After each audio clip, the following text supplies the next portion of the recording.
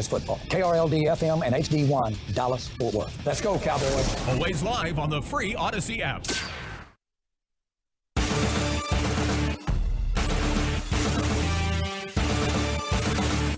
.105.3 The Fan and the Dallas Cowboys Radio Network present Dallas Cowboys Football 2023. And Prescott walks the dog. Touchdown, Cowboys. In crystal clear HD stereo. Today's pregame show is brought to you by Volleman's Dairy, the official milk of the Dallas Cowboys. Texaco. Texaco with Techron delivers unbeatable gas mileage. Texaco with Techron, driving performance. Arrow Exterminators, official pest control provider of the Dallas Cowboys. Buffalo Wild Wings. Blockchain.com. Make your crypto play today. And by DallasCowboys.com. Keep track of the boys with daily podcasts and up-to-the-minute blogging at DallasCowboys.com. Now, here's Eric Chiofalo and Bryan Broaddus. You got 3 hours and 19 minutes to get your mind and body ready for kickoff, ladies and gentlemen. If you're not already there right now, if the hay's not in the barn, that's on you, but there's still time. Kickoff in 3 hours and 19 minutes in Santa Clara, California. For the biggest regular season game of the season, Cowboys-Niners. This is exactly what we've wanted, man. This is the team. This is the team that's ended our season now two times over. Twice is the third time the charm. 877-881-1053. Welcome into another Cowboy game day here on your home of the Cowboys, 105.3 The Fan. Game of the week, game of the year so far, Sunday Night Football. It's a star-studded pregame party. We got the usual suspects, and of course, we'll go behind enemy lines with the voice of the Niners, Greg Papa. We got NBC's Melissa Stark, who will be all over the sidelines for NBC tonight. We'll hear from McCarthy alongside Brad Sham just a few minutes before kickoff as well. We'll go into the owner's box, the whole nine, right here on your home of the Cowboys, 105.3 The Fan. But sitting to my right is a Super Bowl champion, former scout for these Dallas Cowboys. What is, Broaddus, the Cowboys' path to victory tonight? I really do believe it's going to come down to how well that they handle the 49ers' ability to affect eye level with their motion, with their scheme. They're going to try and create opportunities for their skilled playmakers to get open. Routes, combinations, motions.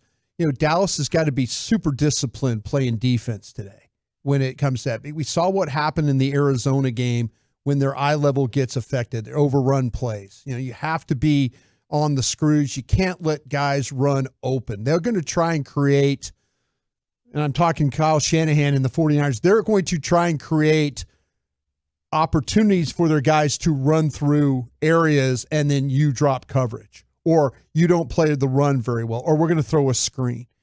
Dallas defense will be on alert today. They will be forced to play in a way that and they have. They've done a nice job the last two times they played. They're going to have to play at that same level, but I think it's even more now with another year under Brock Purdy's belt. It's not like you're dealing with a rookie quarterback now. And, you know, in those playoff games, the experience or the lack of, I think, was an issue last year for them. They had some guys that kind of got nicked up a little bit. But this team, when you look at the 49ers, the thing that scares me the most is really what they could do offensively. Because their defense, I really do believe this, that if Dallas finds a way to handle their front, and I mean their four-man pressure, there are plays to be made in this secondary for the 49ers. They don't cover particularly well. Do they tackle well? Yes, they do. The safeties play well, they tackle well. But on the corners, there are things that you can take advantage of. And I feel like, though, that it's with Dallas, we're going to get into it. We'll have reports from the stadium and all that, and everybody's going to tell us about the offensive linemen all playing together and stuff. So I'm excited about that because I do feel like you're going to have to protect because the plays are going to be made, and that's going to put pressure on San Francisco.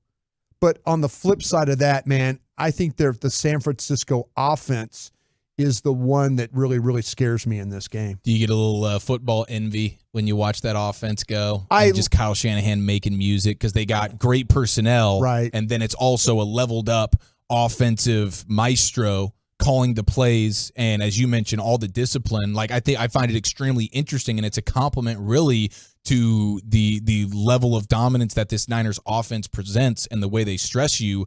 that you're so focused on that when the last 2 times the Cowboys seasons ended, it's been because of the Cowboys offense not being able to score 19 points, 20 points, but you still fear this Niner offense a ton. Dallas is better equipped. They're offensively now? Offensively, yeah. They're better equipped with what's going on at the guard spot, having the tackles. I think Tyron Smith on the left side is far better option than Tyron Smith on the right side. We saw last year against Nick Bosa that it wasn't a good game. Be honest, the center wasn't very good in that game. They weren't really good with Connor McGovern at left guard. There were some issues that they were running into in that football game that really hurt them. They had some unfortunate plays. The quarterback wasn't at his absolute best. I just feel like that they're better equipped to handle what's ahead. If the Dallas defense has played like it does the last couple of years, you're in good shape. You should be in good shape. But if the things that I fear are what I saw, that Arizona game is just burning in my brain right now. You can't unsee it, man. I can't unsee it because I saw what Arizona did with their personnel. The receiver in the backfield, screen game, lose a receiver in coverage for a 69-yard pass. Brandon Ayuk, okay, he's going to line up on the left side and all of a sudden full flow coming left, but he's going to work to his right, deep crosser, and all of a sudden Malik Hooker doesn't see it, doesn't flip, doesn't get over. Those are the fears I have in this game. The Niners can create big-time explosive plays. That's the thing. Plays. Yeah, the thing. Dallas probably won't have those explosive plays. But offensively. What Dallas will do is they'll drive the ball on you. They'll drive. Now, San Francisco say, fine, drive the ball on us, but when you get down to the red zone, you're going to miss a block, you're going to get a penalty, you're going to get a turnover. They're banking on you doing something to short-circuit your drive. And they're good. Their players are. But I don't fear them defensively if you block those 4 down linemen. That's where this game is going to hinge for the Dallas Cowboys. 877-881-1053. What is the Cowboys' path to victory? Cowboys Nation, come out early to the Miller Lite House, the pregame gathering destination on the West Plaza of the stadium. We're there for every home game. Miller Lite is the only beer of the Cowboys, and we invite all Cowboys fans to join us for a great tailgate event. Sample some great seltzer brands as well, like Vizzy Hard Seltzer, the official hard seltzer of the Cowboys. I know old Broaddus was swimming in that Vizzy Hard Seltzer at the Cotton Bowl yesterday, hydrating like an animal. What a game that was. 469. Hey, guys. Mike and Caddo Mills here. Texting in a bit early, but we're about to have some Miller Lights, and we're cooking up. How about this angel hair pasta with bacon ragu? Yeah, there you go. Yeah, the ragu is I like your style, like Mike a sauce. It's a great variation on a pasta sauce, the ragu, a little bit thicker. But yeah, the meat he's using the bacon and the bacon grease to make the ragu thicker, probably a little bit more flour to it. Okay. But yeah, ragu that angel. I personally would have done that I would have made a lasagna. Is what I would have done. Oh, okay. Scout's eye. You like the flavor. The angel hair is too thick too thin for the thickness of the ragu bacon. Yeah, I would have gone. Yeah. You need a. I would have made a lasagna. You need some more vitality with the pasta. Yeah. Pack a punch like the lasagna. Or I would have gone rigatoni, the long tubes. Yes. That the sauce could get inside the pasta. Oh, that's beautiful. Yeah. That's beautiful. All right, 877-881-1053. Yeah, Mike and Caddo Mills is always doing it pretty dang special. What you got cooking up, ladies and gentlemen? The 817 and Waco checking in as well. If you want to listen to the Rangers right now, up 5-2, you can go over to 1080 KRLD, our sister station. Now, okay, so when you really start to look at this Niners offense, Broaddus, and obviously they stress you in a million different ways. One, you've seen the level up now from Purdy, going from, hey, you're a nice rookie story to, okay, you're a legit dude. You're a legit dude. The pressure that when teams have pressured him, though, that's where it gets a little hairy for him. I went back, I had the opportunity, I've said it on a couple different platforms, but that you're in a situation where if he faces pressure, then he tends to throw off his back foot, or he'll hold the ball, or he'll throw it away. He's a very smart quarterback in the way he plays. But you got to force him though to play off that back foot. Yes. Because if he feels confident, he will just eat you up. The numbers, the metrics, you could go in and look at where his complete. I mean, we talk about they love to play 21 personnel. They love to play with 2 running backs, 1 tight end, or 2 running backs, 2 tight ends. 21, 22 personnel, both of them. In 21 personnel, he's like 36 of 42 or 43 throwing the football. That's what, think about that. Almost perfect throwing the football out of that personnel group. I mean, they're off a week where they had the most efficient offense I think the league's seen in a while, where you had 21. You had 1 incompletion. Yeah, against Arizona, right? So, they're clicking in a big way. But you mentioned it. How about this? So even just going back to last year's playoff game versus the Cowboys, when the Cowboys pressured him, right? Purdy was 5 yards per attempt, right? When he wasn't pressured, when he was kept clean versus the Cowboys, you're talking about 10 yards per attempt. Yeah. So in terms of yards per attempt, he's twice as good when he's kept clean as opposed to when he's pressured. And it's the same for this year when you look at the first 4 weeks of this season, where he has leveled up. A scout like you looks at him and say, okay, he is better than he was last year, right, but he still has the same issue. When he's pressured, it's under 6 yards per attempt. Right. When he's not, it's over 10 yards per attempt. So he goes from, by that metric, like the best in the sport when he's kept clean, to about the worst in the sport when he's pressured. And they do a good job at helping him avoid that pressure with all the ways they stress you defensively and getting the ball out quickly. But there will be opportunities for the Cowboys to pressure him tonight, right?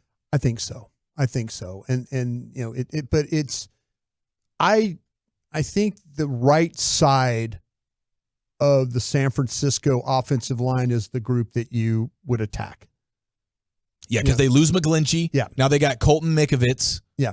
Who's not been very good. McKivitz? Yeah. Okay, not Mikovits. Yeah. McKivitz. Apologies. And then they got a Buford there at right guard as well. That's who's getting tore up pretty nicely. There's been some problems on that right side of that offensive line. So you have to me, the way to attack that would you can get pressure with Tank. You could get pressure with Odigizua. You can get pressure with Micah Parsons. I would find combinations to use 2 of the 3 for that. They're going to try when they're going to try and single block you, and their answer to when McKivitz when he struggles, the answer to that is they will put the tight end over there. Kittle. Yeah. Or Warner, one of those guys. They will put one of those guys over there to handle the extra help. Okay. So they really don't want McCaffrey over there blocking or chipping, even though he will. They want him out in the route. They want him in the route. Yeah. Or and they could Juszczyk could motion across fullback, and set. They could do some things, but the way they want to handle it, the absolute way they want to handle it is they want their guys to single up. But it's going to be a problem for them. I do. The Cowboys have shown that they've been very consistent with their pressures. And I mentioned all those guys. Lawrence, Osa, and Parsons. Somehow, some way, they have got to get some wins. And they can. They can get some wins. And the pressure is going to affect. Just watch. When you study Purdy, he'll throw off that back foot when he feels that pressure. I look forward to that, man. I look forward to that in a huge, huge way. This Cowboys front seven getting after Purdy, putting him in the spin cycle and making him go 5 yards per attempt, and see how he handles that for 4 quarters of football, Sunday night style. It's going to be beautiful. Fireball in Grandview right now in the 214. Brisket and boudin stuffed jalapenos wrapped in bacon. There you go. See that great use of boudin right there. By the way, it's the triple threat of bacon right there with the jalapeno and situations going on. That's Good stuff. And the wrap always helps keep it together.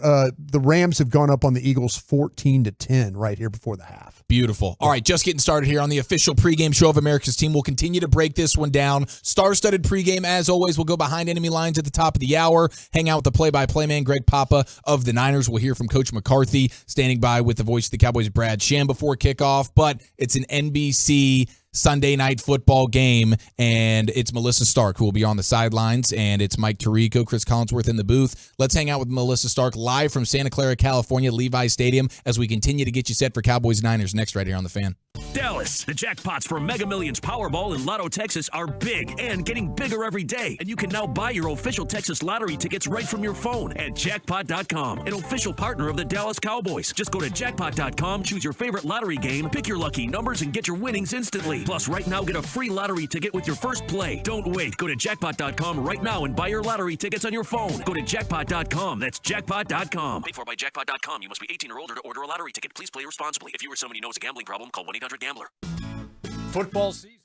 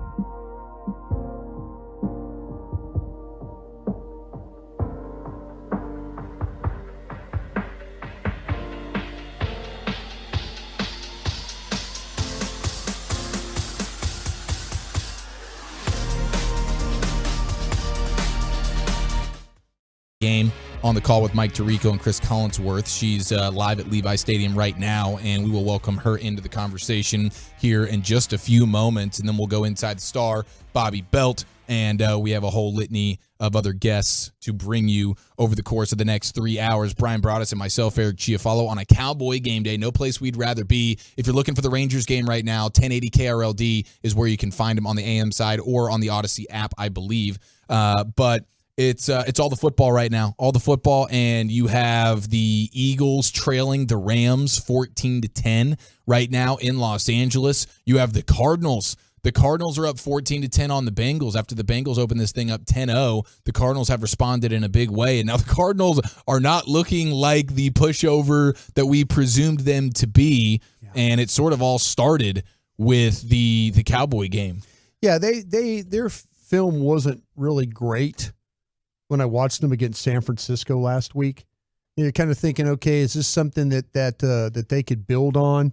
You know, were they going to give San Francisco kind of a taste of their own medicine with receivers in the motions and receivers in the backfield and all that stuff? And San Francisco beat up on them pretty handily. We mentioned what Brock Purdy was able to do. I think he missed one pass in the game, but there was some pressure. There was some pressure that Arizona was able to generate. So you can get some idea. Every team that's played San Francisco has found a way to generate a little pressure. But Arizona, we kind of felt like, oh well, is this one of those stepping stone games? Well, no. Cincinnati, I think Cincinnati's in a little trouble right now. I just don't.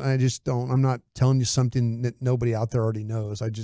Their quarterback just doesn't look right. Just doesn't look right. Agreed. I couldn't agree more. He's banged up. The Bengals they're in a weird situation. The AFC North. How about the Steelers beating the Ravens today? As the Ravens had been sort of rocking and rolling a little bit. That was a crazy game, crazy ending. We were in here watching it before the show as the Steelers find a way to get the victory. They go back above 500, which is the name of the game for Mike Tomlin, is just always hovering right around and just above 500. That's what he's done his entire time. And an AFC North game that went down to the wire, and now it's 3-2 Steelers, 3-2 Ravens.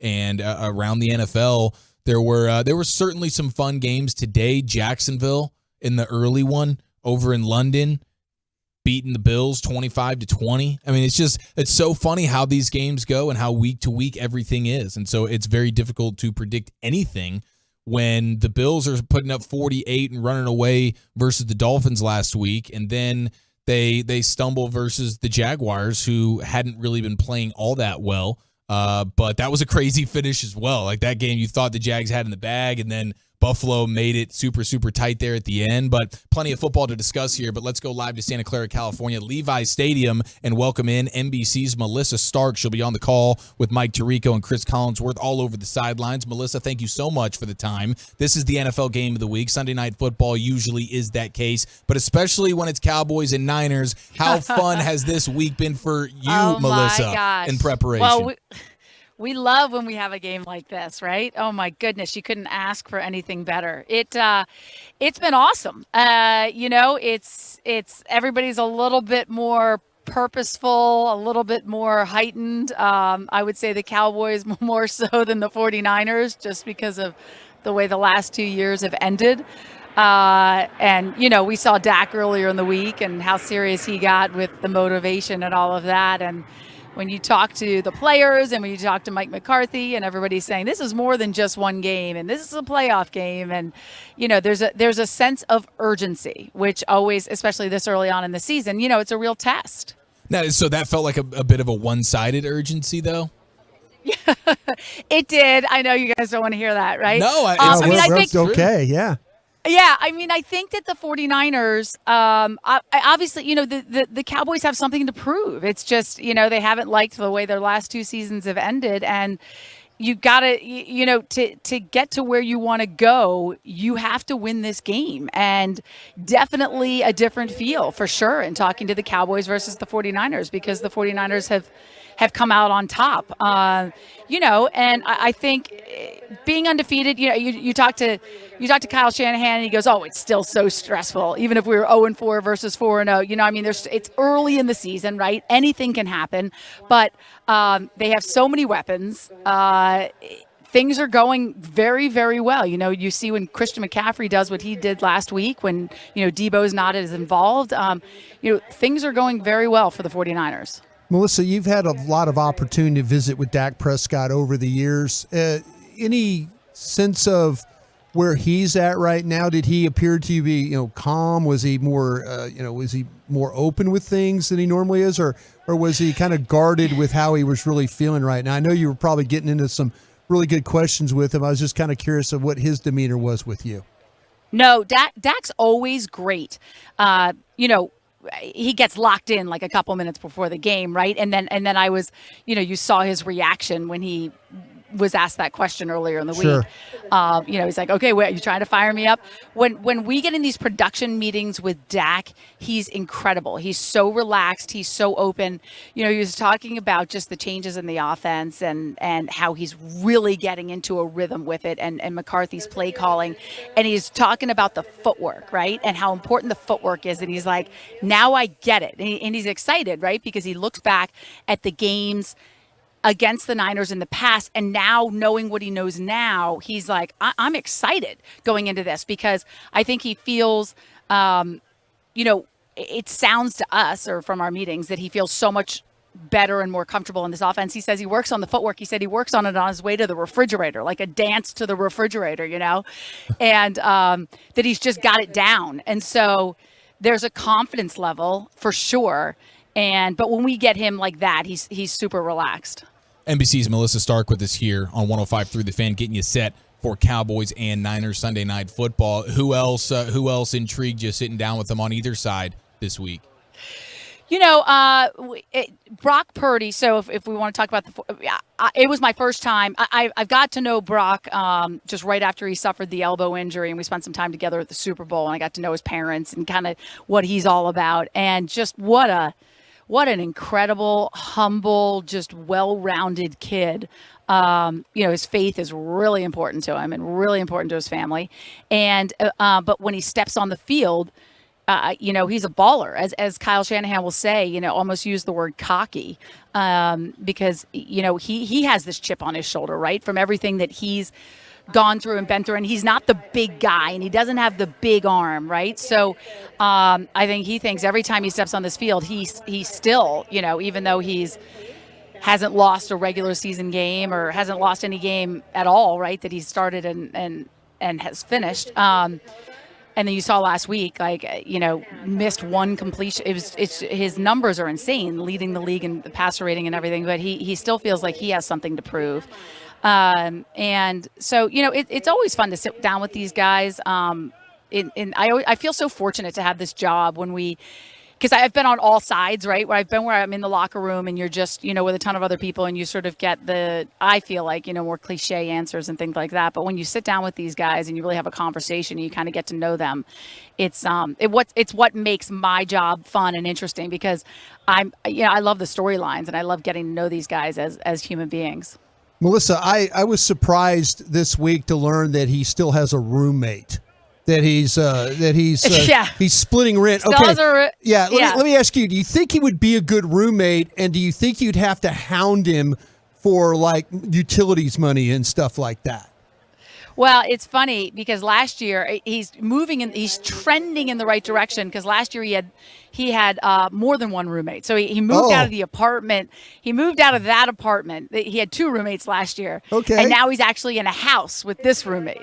And, it's pretty, he just got engaged, and it was a pretty endearing story that, like on his off day, all he wants to do, he and his fiance wanted a picnic. And so they made sandwiches and just went to the beach or sat by the water, and that's what they do. But, not much, I talked to his mom, I talked to Brock's mom, and she's like, yeah, he's not a steak and potatoes guy. Not enough money yet for that. But yeah, I mean, he's just, even dealing with the elbow injury, he's really a person of faith. Kind of, we were asking him just how frustrating was that, and he's like, if that was it, it was it. There's a purpose, there's a plan, and it's just he's got a real self-assured demeanor. But it is very funny, yes, that he still has the roommate and he still drives the whatever Toyota he drives, and not much has changed. There you go. It. Yeah. I love it. We're on a similar payment plan then. Probably a lot of bananas for Brock. A lot of no bananas. steak and potatoes for you guys. Yeah, no toll roads. That's why we're doing these pre and post game shows, Melissa. To be honest with you, yeah. I love it. You do what you got to do, right? There you go. That's right. NBC's Melissa Stark with us here, getting you ready for Sunday Night Football in your home of the Cowboys. How insane was last week? Sunday Night Football, New York, all the Swift. You had like superheroes were in the building. What was that experience? It was. Isn't it funny? We only talked about Taylor Swift, but there were all these other actors and actresses there. Wolverine was there. What'd you say? Wolverine was there. Deadpool was there. Yes. I know.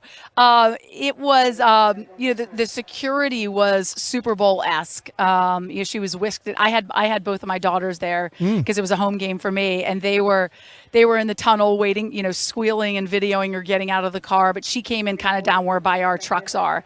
So, but security was really tight. It was, Travis didn't end up having. He didn't have the game that anybody that he hoped he would have had, right? He was down frustrated on the sidelines, like calling for certain plays and things like that. So, it was a hard game in the sense that, the hardcore football fans go, okay, stop showing her. We're tired of Taylor. We don't want to hear it anymore.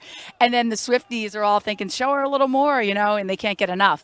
So we tried to walk a fine line and a balance between that. Hopefully we accomplished that. But, it just adds a little something extra, and it makes it fun. Well, I think. Yeah, but Melissa, you're a big time correspondent, like Today's Show and all the things you used to do.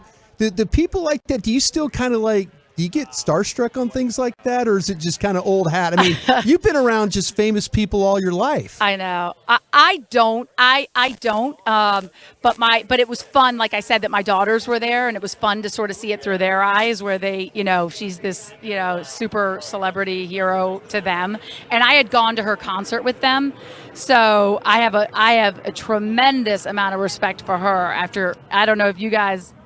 Did either one of you go to one of her concerts? No, man, we did not. Like we say, we're going bananas and no toll roads these days. Yeah. Okay, fine. Okay, I get it. Yep. You were the one standing outside of the stadium, right? Just listening outside. There you go. There you go. Yeah, exactly. The groupies, yeah. But after you can't help but have anything but true respect for her after watching her perform for 3.5 straight hours, singing and dancing and not stopping, in the rain, whatever it may be. But no, it's fun. I mean, and that's what's fun about Sunday Night Football too. It has a little bit, like, we treat it like a mini Super Bowl each week, just with the production and everything we put into it and the preparation and detail. And so it makes it fun when the celebrities are here. Well, Melissa, it's been a real treat for us. Thank you so much for giving us some time. Enjoy the game tonight, and hopefully we'll do this again later this season. Okay, I hope so. All right, there she goes, Melissa. Melissa Stark, NBC, Sunday Night Football, Cowboys and Niners. It's the official pregame party. Broaddus, a lot of people have been wondering about the. She's going to think we're really broke, like really broke, and she'll be 50% right. What'd you think of the Randy Gregory stuff this week? He's a Niner now. Randy Gregory's a Niner now. I talked to Randy. How's he doing? He's doing good. Did he want to be a Cowboy? Yeah, no. I mean, well, I didn't mean to say no that quick. He just wanted to go where he had the opportunity. I don't think he knew he was going to get traded, but he wanted to go where he had an opportunity to win. Dallas would have been that case. He's really big now on the mental health side of things. The 49ers, I know people out the 49ers, they're going to take really, really good care of him. And it's important to him because he told me, he says, listen, if my mental health is not good, he goes, I'm bad. I struggle. So he had to go to a place, and the 49ers did a great job of meeting with him and walking him through everything that they were going to do. Mm-hmm. So I was happy for him that he was going to a place that really, really cared about him. And he said it was time. He says, yeah, it was just time. I mean, it was just kind of going down a path. And, I reached out to Sean Payton even about it. And Sean was like, listen, hey, we had to make the move. We just made the move. I'm like, anything wrong? And no, he goes, we just, we're trying to do something different here. And, both sides felt like the parting of ways was a good thing. Good that Randy ended up at a fine organization, and Sean can do what he wants with that draft pick one day. Yeah, low risk move for the Niners. Do you think would you have liked to see the Cowboys get involved in that? Oh, I think that Randy kind of felt like that maybe that Jerry had moved on from him. And it sounded like, a lot of fans were tweeting at me that, no, he quit on you. He did this, he did that, burned all those bridges. I think that Jerry Jones always have a soft spot in his heart for Randy Gregory. I think this is a different team now with Stephen Jones and Will McClay running it. Mm-hmm. I just think it's a different way, a different plan of attack. And, nothing against Stephen and Will on that, but I think that with their direction, it's clearly different. It's the official pregame show of the Dallas Cowboys and Niners Sunday Night Football right here on your home of the Cowboys, 105.3 The Fan. Let's continue to break it down. Let's fix this red zone offense a little bit here, Broaddus. We'll give you some score updates, and if you're looking for the Rangers game, 1080 KRLD is where you can find it, but the pregame party continues next right here on The Fan. Is your workplace on top of its game? For over 100 years, Pollock Aurora has been taking care of business, improving their bottom lines, and helping them grow with proven results that work. And this year is no exception. From keeping the workplace clean to custom packaging to shipping products and office essentials, Pollock leads the way in supplying everything Dallas workplaces need to do what they do. Backed by more than 10 decades of doing things right and moving companies forward, Pollock Aurora is where solved happens. Call 855-239-5153 or visit pollock.com today. It's big, it's good, and it's only for Cowboys fans. It's the Cowboys Special from the Cowboys and Papa John's. Get a large one-topping pizza for only $9.99. That's right, Cowboys fans. Get a large one-topping pizza for only $9.99 every day of the week. It's America's team. It's America's pizza. It's the Cowboys Special. Order today, in person, on the phone, or online. Better ingredients, better pizza. Papa John's, the official pizza of the Dallas Cowboys. Cowboy fans, come get some fun. Football season is back, and Funtown RV wants to make sure you're game day ready. So upgrade your tailgating experience with a new or used travel trailer, fifth wheel, or toy hauler. Shop preseason RV deals with the largest selection of new campers in Texas, with outdoor TVs, kitchens, and grills built ready for game day. Choose your next RV from Texas' #1 dealer and the official RV dealer of the Dallas Cowboys, Funtown RV. Just like the Cowboys dominate the gridiron, Jenny King tackles dirt, grime, and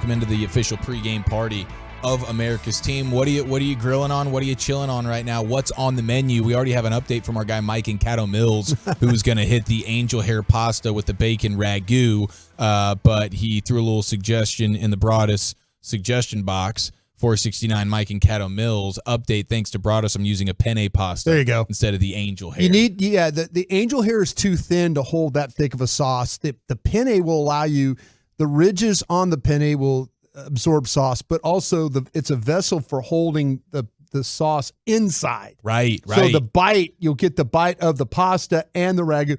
If you go angel hair, it doesn't hold it as well. Right. So I would have done it with a manicani. I would have done it maybe.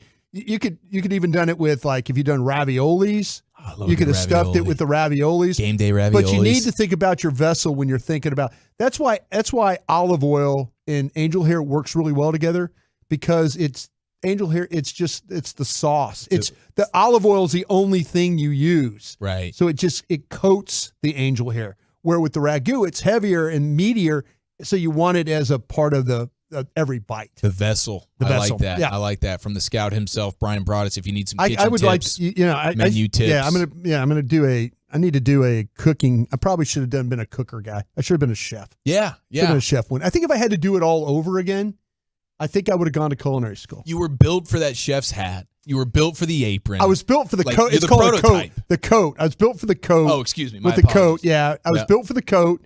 And I was also built for that. You're right, the apron part, and with the towel hanging off the side. Oh, you got to have the game day towel. Oh yeah, but But you also have the ability to, like, be able to touch, like, hot pots, and it doesn't affect you at all. Just grab the pot and just move it around. Do you get out of bed with that in the morning, or do you evolve over time? You callous. And the great chefs will, they will dip their finger in sauce and it's boiling, and they don't. It's just that's the taste. Built different. Different. Yeah, your hands become used to, like, and I don't think you want to pee on your hands like Jose Posada. Yeah, Jorge Posada. We don't want to make our hands. We want to be tough, but we're not gonna pee on them. Cleanliness is a huge factor there. Very important. Shout out to the 469 Aaron in Carrollton. Fajitas on the grill. There you go. For at the adults table, the kids table will have burgers and hot dogs. That's a quality meal for kids. I might find myself venturing on over to the kids table there. That sounds like a pretty good little menu there. See, that's the fun part about having that is, like, can you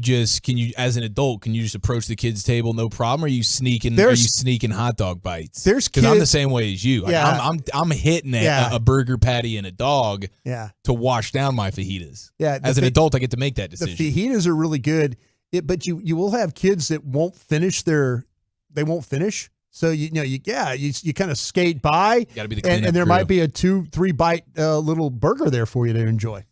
Now, how about 626 Tolo in Los Angeles? It's 90 degrees today in Los Angeles. Look at us. Yeah, I've got a hoodie on today. I guess we did a weather swap. Yeah, we did a little mid-season weather swap. Yeah. I like that 626, but he's going with a pasta salad, grilled cheese, caprese salad sandwiches. Okay. Doing it very, very West Coast style. That's very West Coast, but I'll tell you what, the caprese salad, though, is really good. Yeah. And you do with the chop with the cheese and the salami and stuff like that. Pretty good. Not pretty good is seeing Travis Kelce limping around the field. He just spiked his helmet. Yeah. There's something wrong with, I don't want to speculate, but not walking too well. Tracy Wolfson was just on. She probably, we've talked to Tracy a bunch. She's one of the best sideline reporters. Her and Melissa, really good sideline reporters. And she'll probably have the idea of what just happened. Geez, okay. See, right now you have Kansas City trailing right before halftime in Minnesota, 13-10. Vikings are up, and you have Travis Kelce upset, throwing his helmet down and limping around the field, trying to walk something off. We know he had the knee injury, remember, heading into week 1. I think he was heading in early. They're right before half, so I think he was going ahead and making that long walk there from the sideline into the locker room and get some early treatment on this. Okay, 877-881-1053, 575, going with the classics today. This is Brandon from Fort Worth, brats and corn on the cob going on the grill. That's getting it done. 214s hitting it with some golden chick action. You got Kenny and Quinlan goulash that my son made yesterday. There you go, man. Day-old goulash is tremendous. Oh, he's grabbing, it looks like Kelsey's grabbing his right ankle. Caught a pass near the goal line, and now he's Yeah, it was his right ankle. But yeah, day-old goulash, like that stuff with when you let the meat and the sauce and the noodles all kind of marry. Just all the flavor. Let them sit together for a day. Yeah. Good call, Kenny. 214 Hawaiian ribeyes, mashed potatoes with sauteed spinach and corn on the cob. That's a guy or a gal that's wearing a chef coat themselves right there. 214. I don't even know what you mean by Hawaiian ribeye, but I'm intrigued. You have my attention. And hopefully Hawaiian you can drop ribeye. that Addy for me. I'll hit you in the. Hit you at the end of the first quarter. You know the thing with Hawaiian, anything Hawaiian, you're thinking of more like cooking with sugar. Yeah, it's like a sweet a sweet steak is what we're going with. Maybe maybe you ran it in some marinade. Gave it some sweet flavor to it. I can tell this guy's not cutting any corners. No, heck no. He's doing it. He's doing it right. He's doing it big. Might be a Hawaiian dude. Must be a Cowboy game day. Must be a Cowboy game night, Sunday night football in Santa Clara, Cowboys-Niners. This is big-time stuff. We're going pizza on the grill in the 956. Another 956 going with a little Shake Shack action. We got 469 lettuce wraps, pork rinds, keeping that keto super, super strong. 229 Craig in the countryside outside of Temple. Bacon mushroom hamburger pizza with homemade crust and bacon. My dear God, folks. See, now very impressive. The mushroom burger, is that what he went with? Is that what you said it was? Bacon mushroom hamburger pizza. Oh, pizza. Oh, I see what he's done. Layers I was to this thinking, guy's game. because there's some people that take those portobello mushrooms and make them. They're like so meaty that you can almost make it like it's a hamburger. Like I've seen people take portobello, the big portobellos, and treat it like a patty. Treat it like a patty. Yeah. Man, I'm not going to judge you. It's not for me, but that's impressive stuff. Steak jambalaya nachos. There you go. What in the heck, 817? Drop that Addy for me. Grimaldi's Pizza. We're hitting all sorts of good pizza spots. The best pizza spot you can hit is, of course, Papa John's. It's big, it's good, and it's only for Cowboys fans. I like that. The Cowboys special from Papa John's, a large one-topping pizza for only $9.99. If you're throwing that Hail Mary before the game, it's that $9.99 one-topping large from Papa John's is what's going to get the job done. Put that ball in the end zone. Order today. Better ingredients, better pizza. Papa John's, the official pizza of the Dallas Cowboys. You can hang out with our guys from the Get Right, Kevin Gray and Reginald Atatula in Richardson at Old 75. If you want to hang out inside, outside, all the TVs for all the sports watching and all the beer consumption, delicious food as well. So if you need a place to watch the game, Old 75 Beer Garden in Richardson, you can hang out with Kevin Gray and our guy Reggie Atatula. We got plenty of more food conversation to be had here. It looks like on the truckrack.com fan text, but we also need to jump into this Cowboys red zone problem. Yeah, and it's certainly now. We were kind of side-eyeing it, and now you're a month into the season, and you're feeling like, okay, we really got to address some things here. Now, what's your perspective on the Cowboys red zone? What's your nervous level? And that obviously plays a huge factor tonight. Well, I felt like that Arizona covered you well down in the red zone. I didn't see really any separation down there. Didn't see anything that gave me much of excitement as far as I think the creativity part of it has been actually pretty decent with some of the things.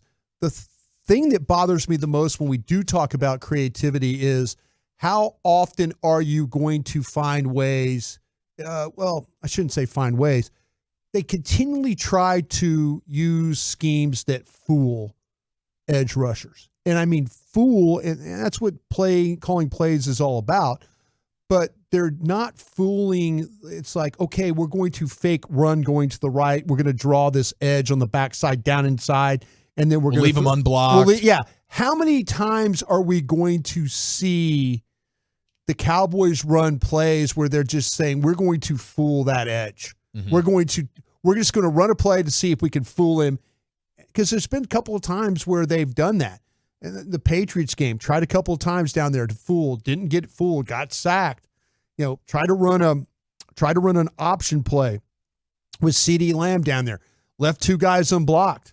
You're trying to fool people with flow and motion and things like that, and they don't bite. And then all of a sudden the play goes for negative yards.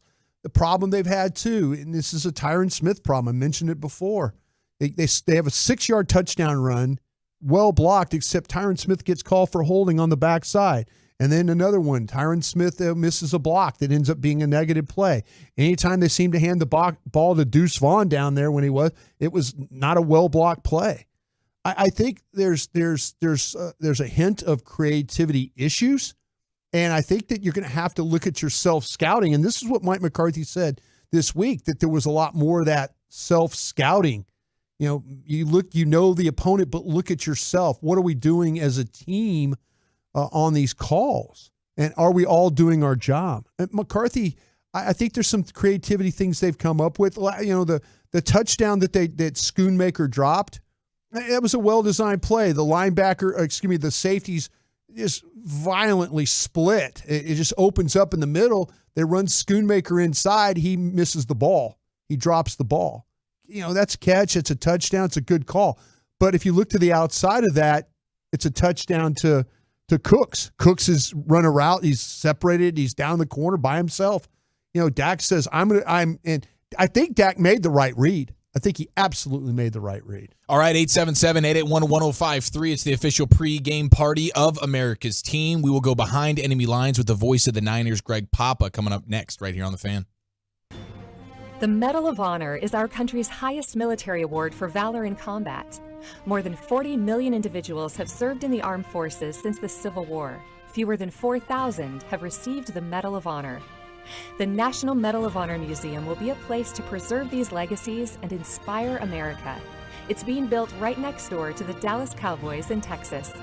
Help us honor our country's greatest heroes. Learn more and get involved at mohmuseum.org. Hi, I'm Frank Volleman, owner of Volleman's Family Farm. And together with my family, we work hard every day to provide you with refreshing, glass-bottled milk fresh from our farm. Volleman's is proud to be family-owned, Texas-made, and the official milk of the Dallas Cowboys. Our Texas milk and your Texas team. It's a winning combination. To find a store near you, visit Volleman'sDairy.com. We've all got a wild side. Feed it with Jack Links. Now feed it with more Jack Links. Now use your wild side to smash through the door. Now ride your wild side down the stairs like a sled. Now run naked into the woods. Now challenge a bear to a fight. Now earn the bear's respect. Now fall in love with the bear and move to the woods and raise a family with the bear and become the Bear King and... Stop. Too wild. Jack Links. Feed your wild side. Always feed your wild side responsibly. Be safe. We're saying this because we love you. Get ready for some football. Embassy Suites by Hilton Dallas Frisco is only a mile from your team's headquarters. Book now to touch down in a two-room suite. Kick off with free made-to-order breakfast and intercept complimentary drinks and snacks at evening receptions. From September the 7th through December 31st, receive a discounted rate if you mention our football rate. Book your stay at Embassy Suites by Hilton Dallas Frisco Convention Center and Spa by calling 972-712-7200. People take their chili seriously. At Whataburger, we also put chili on a pedestal made of 100% fresh beef. The Whataburger Chili Cheeseburger, made to order with our own chili on 2 all-beef patties, melty cheese, onions, mustard, and crunchy corn chips. This is chili elevated to burger height. The Chili Cheeseburger is back for a limited time. Whataburger, just like you like it. Spurs assistant coach Becky Hammond on inspiration. I hope it's an inspiration to girls out there, being the first woman to coach an NBA team. But I've always been more inspired by the future, not by what I've done, but by what's coming next. What do you want to do next? Whether it's buying a home, growing your wealth, or protecting your assets, SWBC is here to support your next steps toward financial success with personalized service and expert advice. Visit SWBC.com to take the next step toward your financial future. Bell Nunnally has been committed to serving their clients for more than 4 decades. This Dallas-based full-service law firm offers an extensive array of legal services, including championship-level commercial litigation, mergers and acquisitions, real estate, intellectual property, and white-collar criminal defense practices. Whether it's the clients they serve, the cases they win, the people they hire, or the community they build, Bell Nunnally is behind every great company. Go to bellnunnally.com to learn more. Hi, Drew Pearson, former Dallas Cowboy and now Pro Football Hall of Famer here. If you're struggling with your vision and tired of those contacts and glasses, don't throw a Hail Mary. Go where I went. Laser Care Eye Center, the official LASIK partner of the Dallas Cowboys. Drew, thank you so much for trusting us with your vision correction procedure. At Laser Care Eye Center, we offer 6 different vision correction procedures to help patients see. Check them out at dfweyes.com. Tell them Drew sent you. Hood hood. At Jigsaw Dating, we obviously want the Cowboys to bring that 6th ring home. But to be honest, we're more focused on finding the person who will put a ring on your finger. That's why we created a dating app that reveals your face through meaningful conversation, so you can date deeper. Because it's personality that matters the most, not looks. Join Jigsaw Dating today, dating partner of the Dallas Cowboys.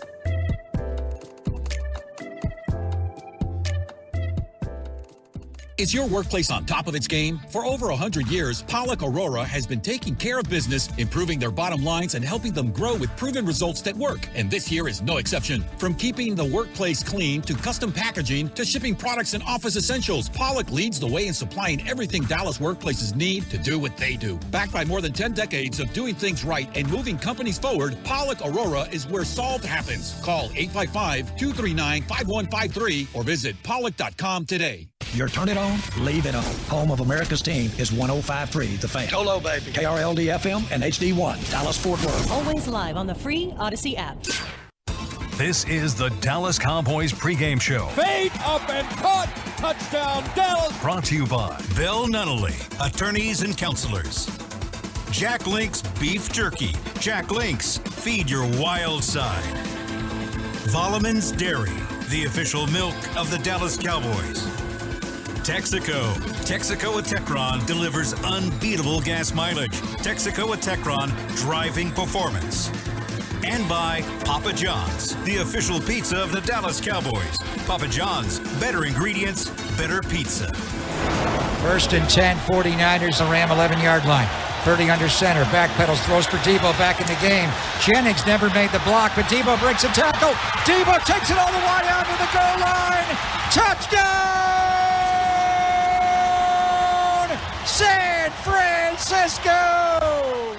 It's time to go behind enemy lines here on the official pregame show of America's team. Voice of the Niners, Greg Papa, set to join us here live from Santa Clara, California, Levi Stadium. Sunday Night Football. It is the biggest game of the week, and we're under 2.5 hours to kick off. Greg, thank you so much for the time, man. This has been built up here from a Cowboys perspective as not quite just another game. This is a giant regular season game. What, is it the same on the Niners side, or is it just kind of another game for them? Well, thanks for having me, first of all, and I am literally behind enemy lines. I'm over on your sideline. Yes, Dan sir. Quinn's walking by. I'm watching our guy Trey Lance warm up, and I can see what Scott Tolzien's doing with him, and his footwork has already improved as far as his drops and lining up his shoulders and feet to the target. So Scott's working with him well. So anyway, this team is the high level of expectation. They have been to the NFC Championship game 3 times the last 4 years. The first time they went in 2019, they hosted that game, beat Green Bay, got to the Super Bowl, and were 7 minutes and 13 seconds away from beating Kansas City. And then they run 2-3 chip jet wasp to Tyreek, and all hell breaks loose. And then when they lost the last 2 years in the title game, it wasn't here. One was in L.A., and one was in South Philly. So they're not going to say it out loud, but I know the level of expectation around here is to not only play in the NFC Championship game, but to host it. To have it here in the South Bay, not South Philly, certainly not North Texas, and that's why we're playing these games. It's like the Indianapolis 500, and you're out, on carburation day, and you're just trying to lap and figure out who's going to be on the pole. You don't want to be car 33 on the outside pole, because if you don't, first you got to win your division, and you guys are in a really tough division. Right. I could be the 1 seed or you could be the 5 seed if you don't win your division.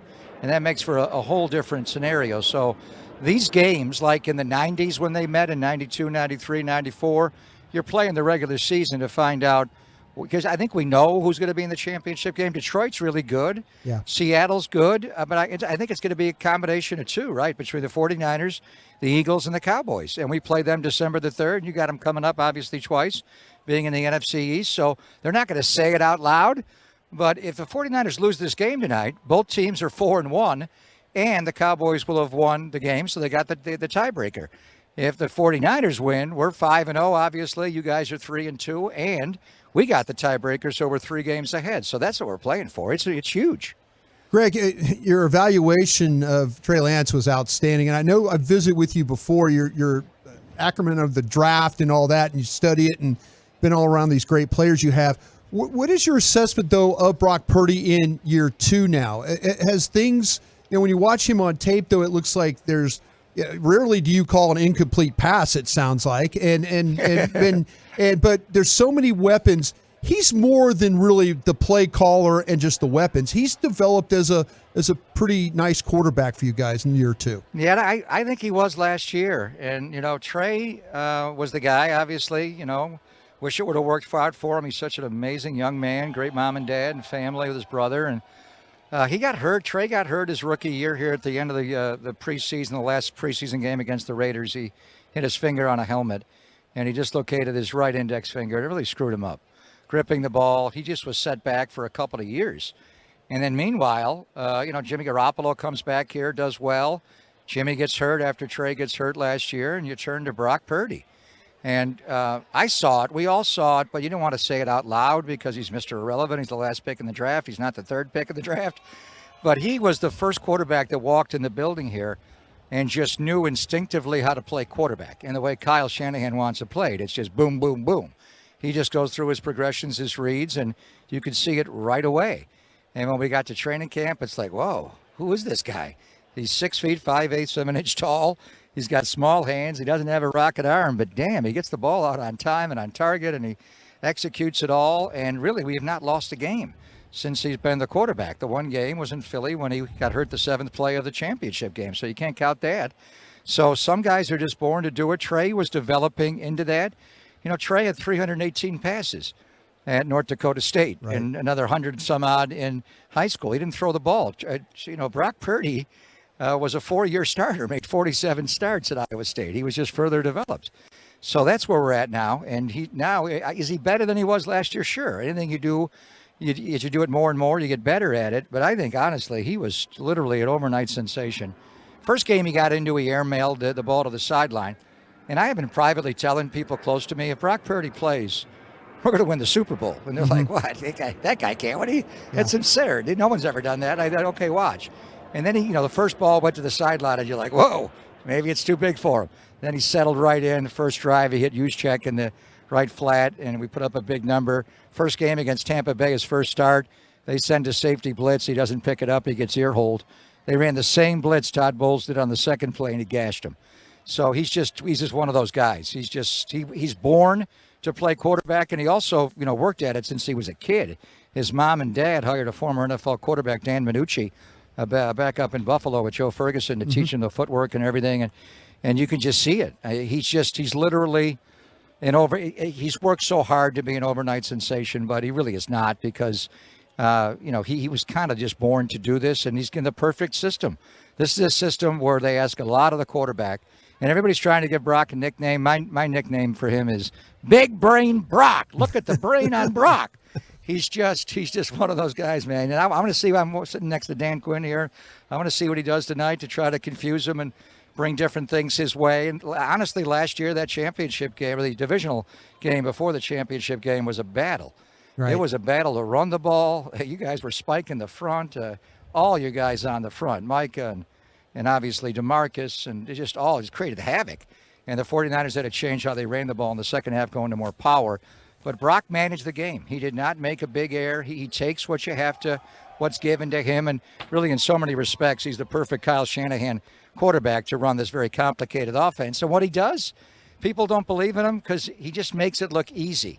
It's like he just throws the ball right away on time to the open guy. Right. Why can't everybody do that? Yeah, I was going to ask you, Greg, you mentioned Dan Quinn.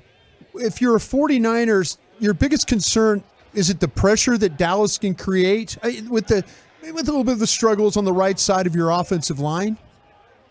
You've got to be able to run the ball. Okay. If we get into second and third and long, Trent Williams is a great, great player. Right. And I sat and talked to him for 16 minutes the other day about Micah, and he gave me like a 10-minute report on the guy. Sure. Micah's just a freak. I've never seen a guy. Usually you have to run the hoop, take a step to the outside shoulder to set up the crossover. He gets inside whatever the hell he wants. He's just so fast. And then he's running these games where he's starting way outside. He's coming under two guys and running the pick stunt, and all of a sudden he's in the A-gap, or he lines up right in the A-gap. Can't let him wreck the game. DeMarcus Lawrence, your whole front. You just can't let him wreck the game. So to do that, you got to run, whether we run at Micah or run away from him. Watch Brock and how he calls the the Oscar calls when they flip it. It's we don't have a kill system. We have a can and an Oscar. And when he calls the Oscar, he flips the run to one side. There'll be some. We all want to do it together. Whether you run at Micah like Arizona did or run away from him some, you can't run at him every play. Right. But then when he lines up in the A gap, what do you do there? And you guys go into that, bear front, and you're covering up both guards. You got to single block that sucker. So I think, from that standpoint, it's, try to run, maybe not run on the early downs, maybe throw on the early downs. Just, you don't want to get into second and third and long against this team. And that's what happened, I think, too many times last January 22nd, because it was hard to run the ball against you guys. And it's just, you guys are, you just jump around a lot. You got so much speed, and you're always spiking and stemming the front. And the 49ers pick on teams that are predictable and line up where they're supposed to be, and then they'll just take them apart. You guys are just all over the place because you got such great players. And Mike, it seems to me, I don't know, I don't think Dan will tell me, but it seems like he freelances. He's kind of like Troy Polamalu. Wherever he gets to kind of do what he wants and feels what he wants to do, and everybody else just kind of reacts off of him. Yeah, we really haven't seen anything like Micah. It's an absolute joy to watch him, and we'll see how much havoc he can wreak in that backfield tonight as we go behind enemy lines and hang out with the voice of the Niners, Greg Papa, here on the official pregame show of the Dallas Cowboys. Now, when it comes to slowing down the Niners' offense, you mentioned obviously the Niners are going to have to run. Containing McCaffrey is huge. After McCaffrey, like Broaddus was asking about that this week on our daily show, of like, after McCaffrey, who's the guy on the Niner offense that you need to take away? Who do you think is that guy? McCaffrey, and then I would take after CMC McCaffrey, away, and then I would take Christian away. Oh. No, I mean, I just, everybody's worried about his usage. Sure. Tonight, they are riding this guy. Elijah Mitchell's inactive. Yeah. You'll see a little of J.P. Mason, but this guy is just so dynamic. So you tell me. I'm hearing all this stuff that you're going to smother Christian McCaffrey. Okay. And I know Belichick did that in New England's first Super Bowl with Marshall Faulk. It's hard to get to McCaffrey. Yeah. Where's he going to line up? Yeah. How are you going to get him? He could line up at X receiver, Z receiver, F receiver, the slot. He could do it all going left. He can go right. You can put him in a fullback position and give him a fullback force, a blast. Who's going to cover him as far as out of the backfield? How are you going to match up with Kittle? So my question is, are you going to play as much cover one and man and just man up across the board? We got guys that beat man coverage. Yeah. Ayuk is just whipping That's it what off. I was going to ask you. Yeah, I was going to ask you that, Greg, because my second one would be I would try and do something with Ayuk.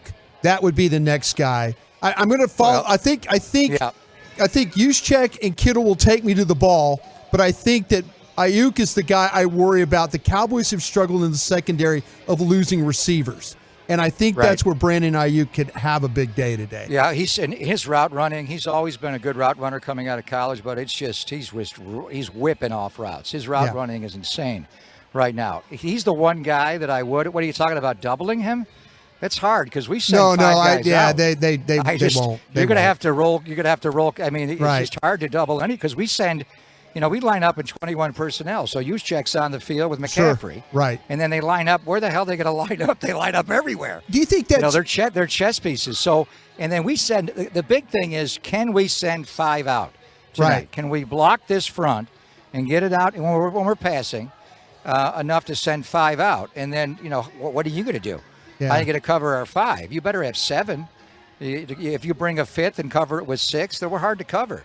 And then even Debo's a much better route runner than he's ever been. He ran a stutter and go. I don't know if you watched our Thursday night game against the Giants. He ran an insane stutter and go against Adoree Jackson and then beat him on the stutter, got behind him, and then the ball went back shoulder, and Brock missed it. It was supposed to be Brock's back shoulder, but he went front shoulder, and he still pulled it away from Adoree Jackson. I mean, Debo was not that kind of route runner when he came into the league. He's in much better shape.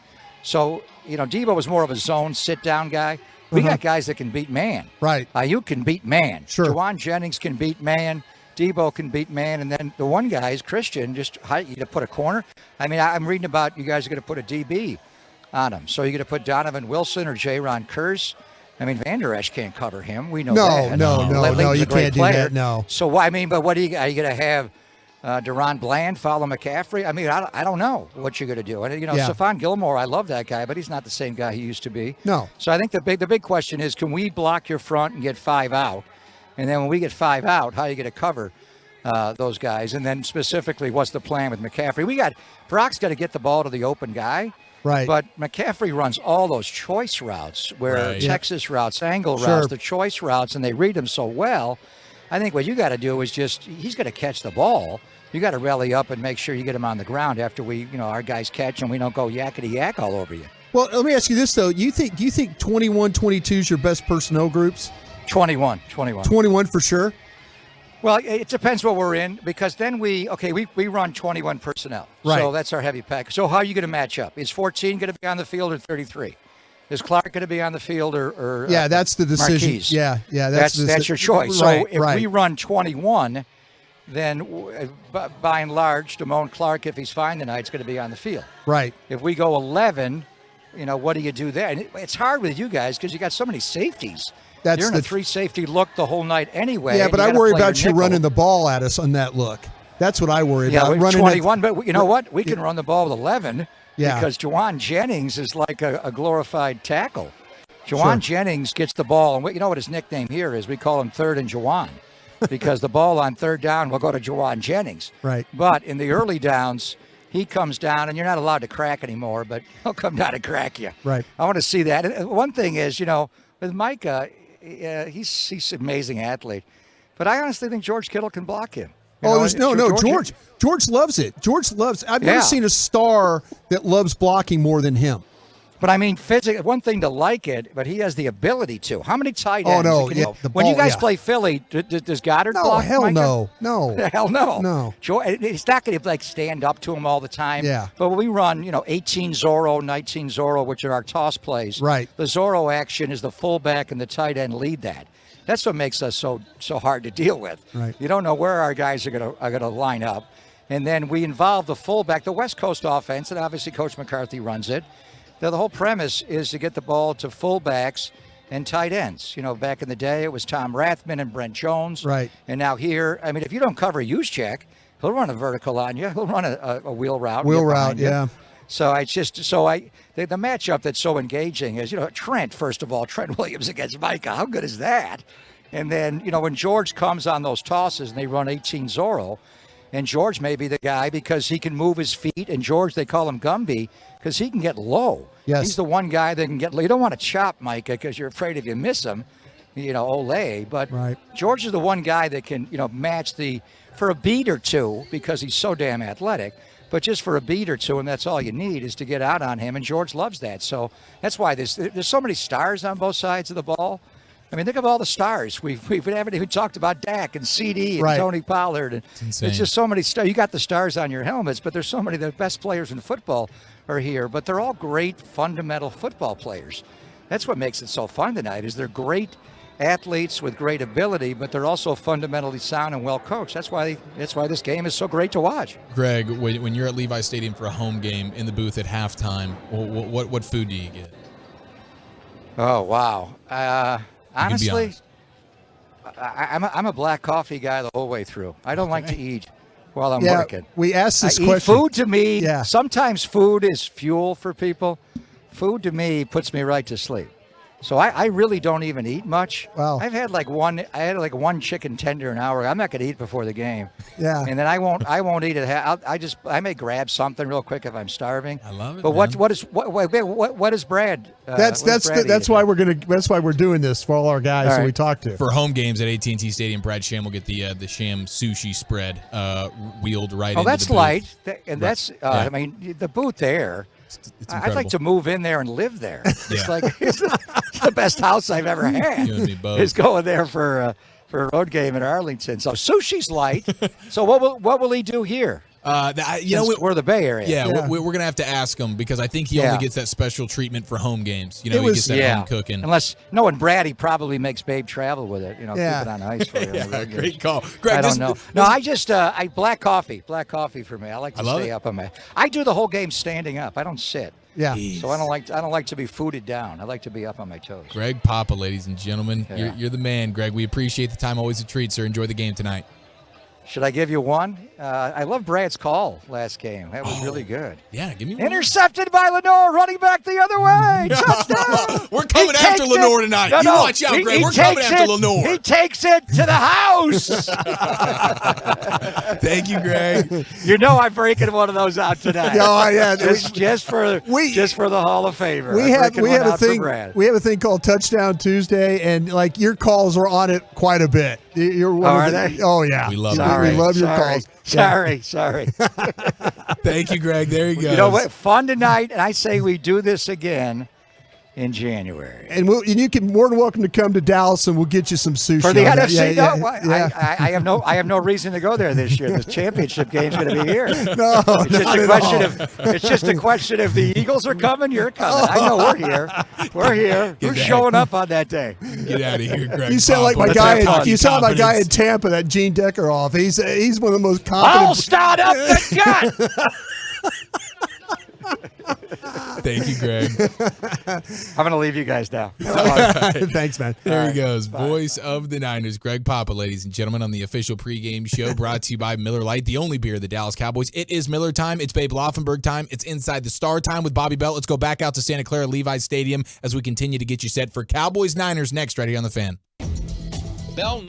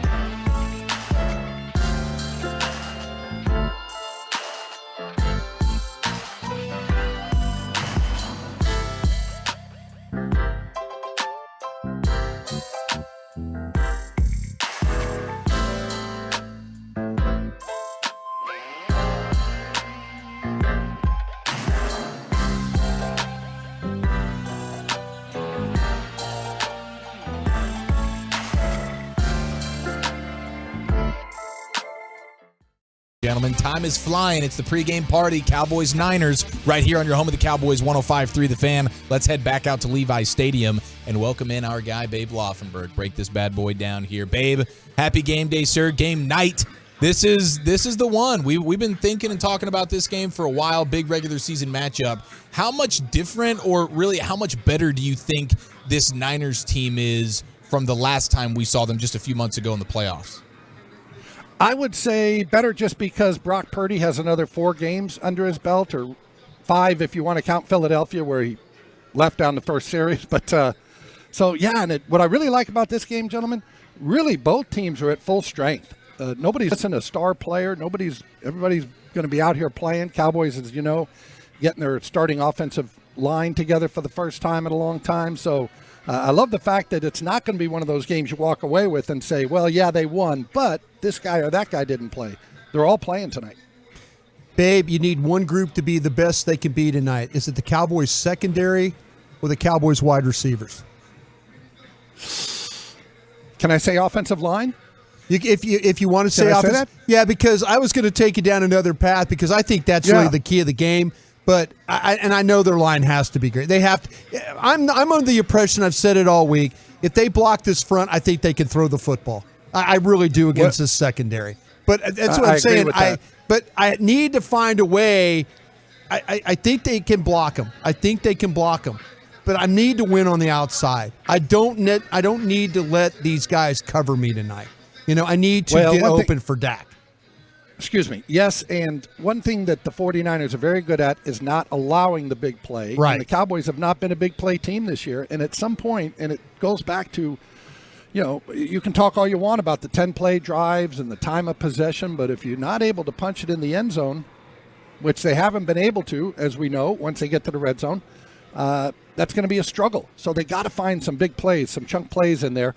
Not easy to do against this team, but you're exactly right. I don't want to call it a weakness, but if there is a weakness, it's the 49ers corners. And they hold, they grab. That's going to be another interesting element to this game. How closely are the officials going to call all that holding and grabbing that these corners like to do? Because the corners, they're NFL corners, but they're average NFL corners. So that's where I go back to, if the offensive line can give Dak time to get the ball down the field and create those big plays, those 20-yard-plus plays, I think that's going to be a big part of tonight's game. Babe, you mentioned the red zone. Would you like to see, I know they're trying to dial back. They don't want to risk Dak running too much in regular season games, but this is a different sort of regular season game. I feel like their red zone issues could be helped a lot if Dak would be willing to use his legs, and even if it's not design runs but scrambling on some pass plays. Would you like to see Dak run a little bit more in the red zone? I think that they will use him in that capacity tonight. Last week against New England, they could have had a couple of walk the dogs. Yes. On the read. If Dak wanted to keep it, it's a touchdown. I see him doing that tonight if they get played the same way. Just because you could do it against New England doesn't mean San Francisco will play you the same way. But, let me just say this. I looked at this playoff game, last year's playoff game, must have looked at it 15 times. I swear to you. 15 times. When I say 15, that means each play about 3 or 4 times, running it back. So 60 times I've seen each play. And I looked at the playoff game from the previous year.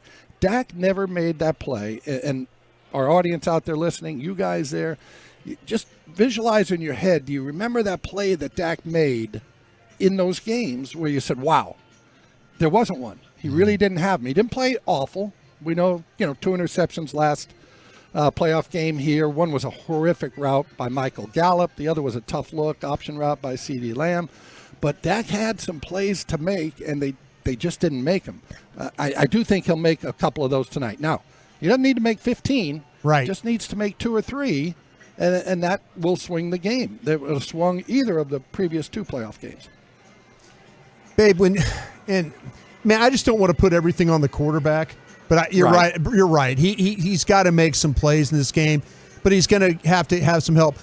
The offensive line situation for Dallas, it's funny. I got a text from a friend of mine with the team saying, I was asking about Tyron Smith, and he's saying, He's got to get off the bus. He's got to get dressed. He's got to get on the field. It was just like a litany of funny things that, you don't. Usually it's like, hey, yeah, he's going to play. But it was 7 things he had to do. But it's going to make a difference tonight, right? If he does play, and even though that Adoga has done some pretty good things, it's going to make a difference with these 5 guys tonight, right? I think, and if you go back to the playoff game last year, Tyron played right tackle.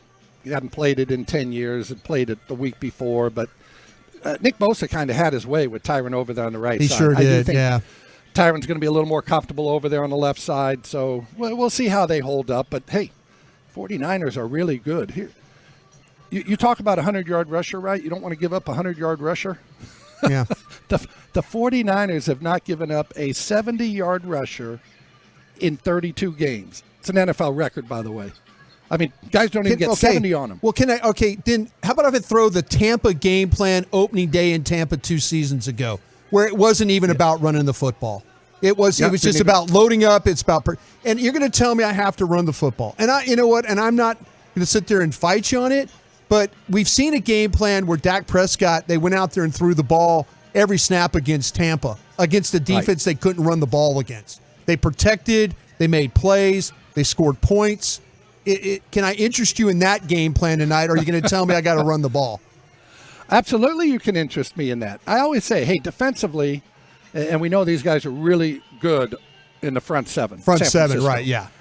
If you want to commit the resources, you can take anything away, right? So if they want to commit those resources to the run, yeah, don't bang your head into the wall and say, I want to run the football, damn it. We're going to run it. We're going to show them. No. And you're exactly right. In Tampa 2 years ago in that opener, all they did was throw swings to Pollard and swings. And the running game, the passing game, was an extension of the running game. But they said, we can't run on these guys. No. Why try? And if you recall, too, they didn't have Zach Martin in that game. Right. I believe he had COVID. He was out in that one. Yeah, it was a COVID game. Anyway, yeah. Hey, I always say, play the game that's presented to you that day. And if the 49ers are going to say, we are not going to let you run the ball, don't beat your head into the wall. Say, okay, great. Then we're going to throw it a little bit.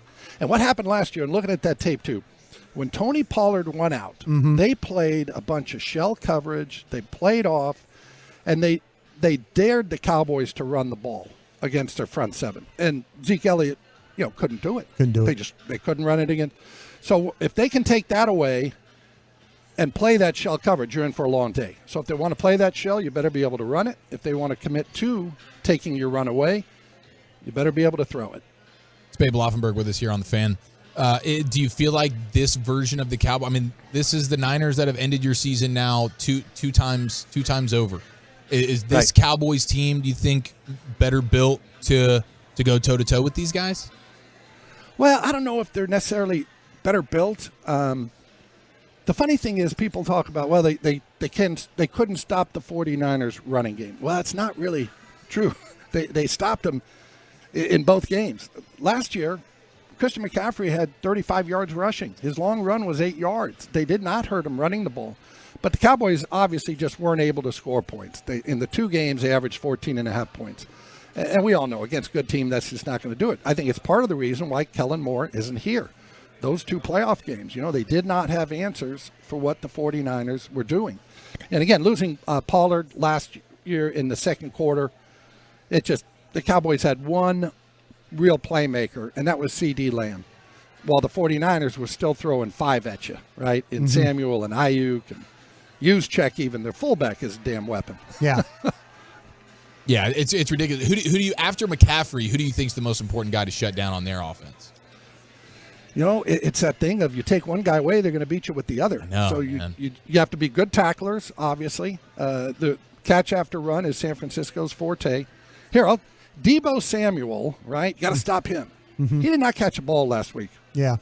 Did not get targeted. He had 45 snaps against Arizona.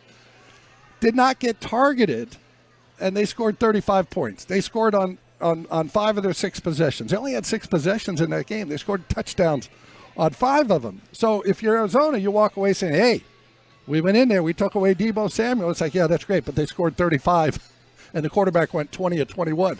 So, hey, they're a handful. We know that. And they're going to score their points.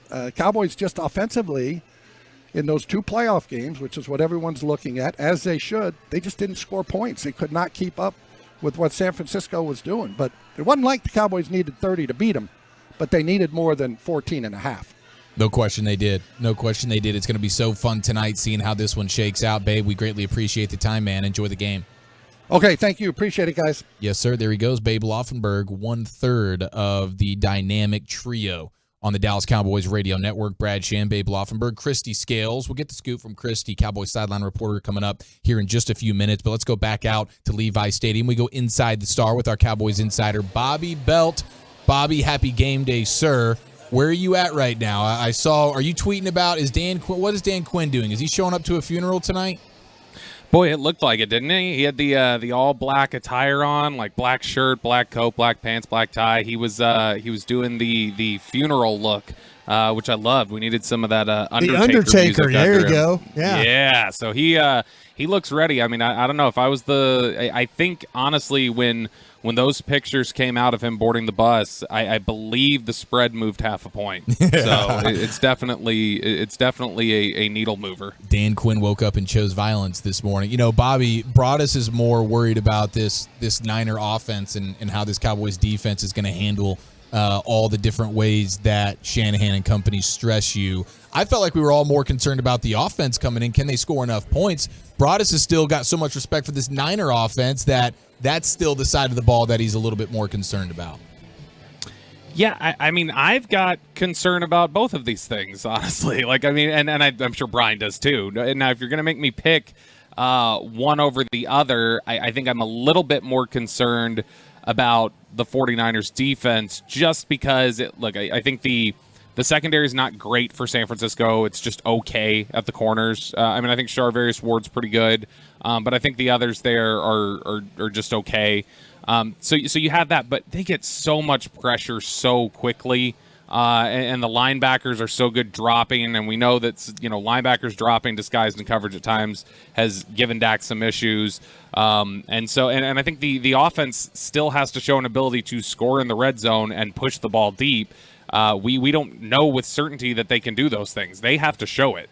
So that's a question to me. I don't think we can assume anything about the Cowboys offense that we haven't already seen, especially when we're talking about having to do it for the first time against San Francisco. So for me, I'm a little bit more concerned about how much the Cowboys can move the ball, because I think the defense is better for the Cowboys this year than it was last year, and I think they had a pretty good game plan last year. So I think both sides present a real challenge to Dallas. San Francisco to me is the best team in the NFL for a reason, but this is not like an any given Sunday type of game where you feel like, well, anything can happen in the NFL. You could still win. No, you've got a legitimate shot to win. You've got one of the best teams in football. But you're going to have to really be on top of your game, and you're going to have to get some mistakes from the 49ers. Bobby, somebody from the Cowboys tonight is going to be a hero, but it's not going to be a Parsons or somebody like that. Give me a hero that we haven't talked about. Oh, that's a good question.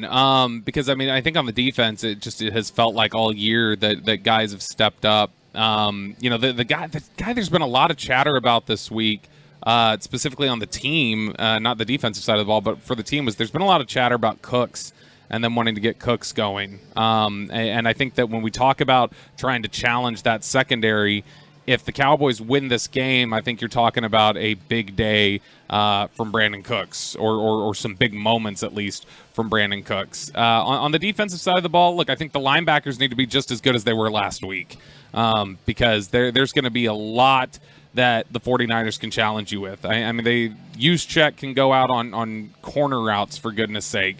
Christian McCaffrey can line up as a wide receiver. Deebo Samuel, these guys can line up in the backfield. So there are just so many different things they can do. They're just so multiple that I think that the flexibility of your guys there in the middle of the defense, the linebackers get Van Der Esch, Clark, whoever. I think those guys need to be just as good as they were last week against New England, when I think they played their best game of the year. Bobby Butt with us here on the Fan. You guys, Broaddus and Bobby, Love of the Star podcast, and you guys chop it up plenty. I want to kind of bring this conversation to both of you right now. I've been the biggest Donovan Wilson advocate for the last couple of years. I mean, he's been one of my favorite players. He's a dog. He smacks people. He's always around the football. He brings energy, but hasn't been quite the same guy. He got banged up in training camp early on, and to me, doesn't look like the same player that they paid earlier this offseason. I mean, do we need to see more Wanye Thomas and these guys that were balling earlier on? Bobby, we'll start with you. Man, it's interesting because Wanye, I don't think Wanye and Donovan do exactly the same things. Wanye is definitely going to be, I feel like, more towards the line of scrimmage. Now, they're both box type of players, but I feel like Wanye is definitely more a hybrid linebacker, whereas Donovan Wilson is just kind of a true strong safety type of player to me. Mm-hmm. I'll say this. First off, I'll try and give Donovan Wilson just a little bit of a pass because he missed all of training camp. Like, this is kind of his training camp right now. But he hasn't been great, right? I mean, he hasn't he's not. been. Yeah. You know what? And that's the thing is that if you want to talk about something that's been a little disappointing, I don't know how good the safeties have been so far this year. Like, well, I got crushed talking about Hooker before the season, and then they signed him that contract extension and stuff. But Hooker and I like their safety group. I think it's just been a little bit of a bumpy opening. But I mean, Kearse, Hooker, Wilson. I don't think if you ask those guys, they would say they've played their best football. They're going to need to play well tonight.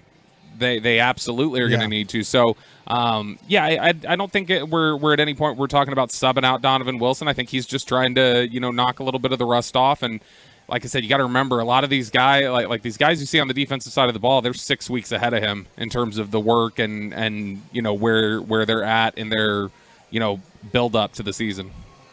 It's Bobby Butt with us here on the Fan. So what else? What's the matchup like? If you're Dan Quinn, are you even messing with Micah on Trent Williams, or is this just avoid him and go attack everybody else on that offensive line, especially that right side? Man, I thought they would do a little bit of that last week. Like, I thought they would try to kind of move him around a little bit, move D-Law around, and they didn't do any of that. So, I mean, I think that they're pretty committed to what it is that they do. But then again, I mean, Dan Quinn's also somebody who's going to want to, have things holstered and probably pull out for games like this where it's really going to demand it because of the different things that San Francisco does. But look, I mean, I think that Micah Parsons is so good that even if, you do happen to have him across from Trent Williams most of the game, he's still going to get his from time to time. Now, they did rush him from that side a little bit last year. They always love sending some A-gap blitzes for him or some twists, doing some different things for Micah. So I don't think it's just going to be straight rushing off the edge against Trent Williams all night, but it's something that I think that Micah's going to have an impact in this game at some point or another, just like he does every game. Bobby, is there something that we've talked about that we've made way, way too much of a big deal about it, and it won't be that big? Oh, there's that foghorn. That's something bad's happening to your team. It's like the Viking horn in Minnesota.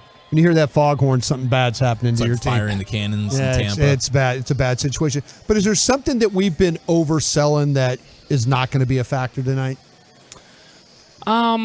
See, I don't know, because I feel like the thing that we've really pushed this week is just how important this game is to Dallas. Yeah. Like for their psyche and things like that. And I don't think that's been undersold. Greg Papa's like the play-by-play guy for the four. He's like telling us it's a real important game for San Francisco, that they're treating it like that because they're thinking of playoff seedings and home field and things. Absolutely, yeah. And I mean, Fred Warner talked about it earlier this week, and Fred Warner was like, no, this is huge. He's like, my favorite game I've played as a pro was that game last year against Dallas in the playoffs. Like, and this is, whether these players all understand the history or not, I mean, they're developing their own history, but whether these players understand it or remember it, that head coach on San Francisco's side knows the history of this rivalry. I mean, his dad was on staff when those things were going on between Dallas and San Francisco. And this organization, I think, still holds a lot of resentment from 30 years ago. It still exists, I think, within the organization and within this fan base. And so I think the players have to match that intensity. So I don't think we can oversell that. I don't think we have. And so, I don't know that there's anything that I point to and say, hey, this is something that we've overblown a little bit because I think it's just been the one headline. Now, if you want to say that there's one macro thing or one 10,000-foot thing that maybe we've overblown a little bit, I mean, they're getting closer in the red zone, and there's some of it that feels like a little bit of luck. San Francisco's had their own, problems in the red zone this year, as good as they are. And so I think that, it's not necessarily we could get to the end of this game. They could still have some of the red zone struggles, and we could still be talking about them winning this game. And so you want to correct that. I don't think you can have that going on for the entire season where you're under 40% or whatever. But I don't think it's something that it would necessarily cripple them tonight. Love you, Bob. Thanks for the time, brother. Enjoy the game. I love you all. There he goes, Cowboys insider Bobby Belt right here on 105.3 The Fan. Your home of Cowboys football, taking you up until kickoff. Cowboys and Niners Sunday night football. Let's get the scoop from Cowboys sideline reporter Christy Scales live from Santa Clara next right here on The Fan. I'm Darren Woodson, former Dallas Cowboys.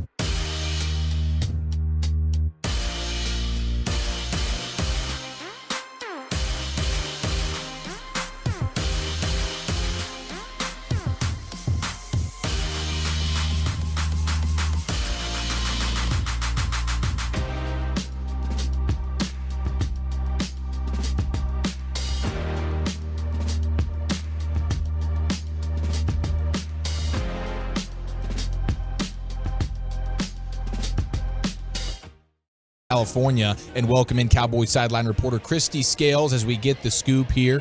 And it's Cowboys-Niners, big Sunday night football game of the week, no question about it. Christy, thank you for the time. Any surprise inactives? Anything we need to know that way? No, we know that Peyton Hendershot, the Cowboys tight end, will miss his second straight game with an ankle injury. So Sean McCune for the second straight week will be the backup tight end, one of the two backup tight ends, along with Luke Schoonmaker behind Jake Ferguson. So elevated from the practice squad for the second straight week. But one player who's inactive for the first time this year is Awesome Richards, the rookie offensive lineman. And that's basically good news because it means that Tyron Smith is available, Zach Martin is available.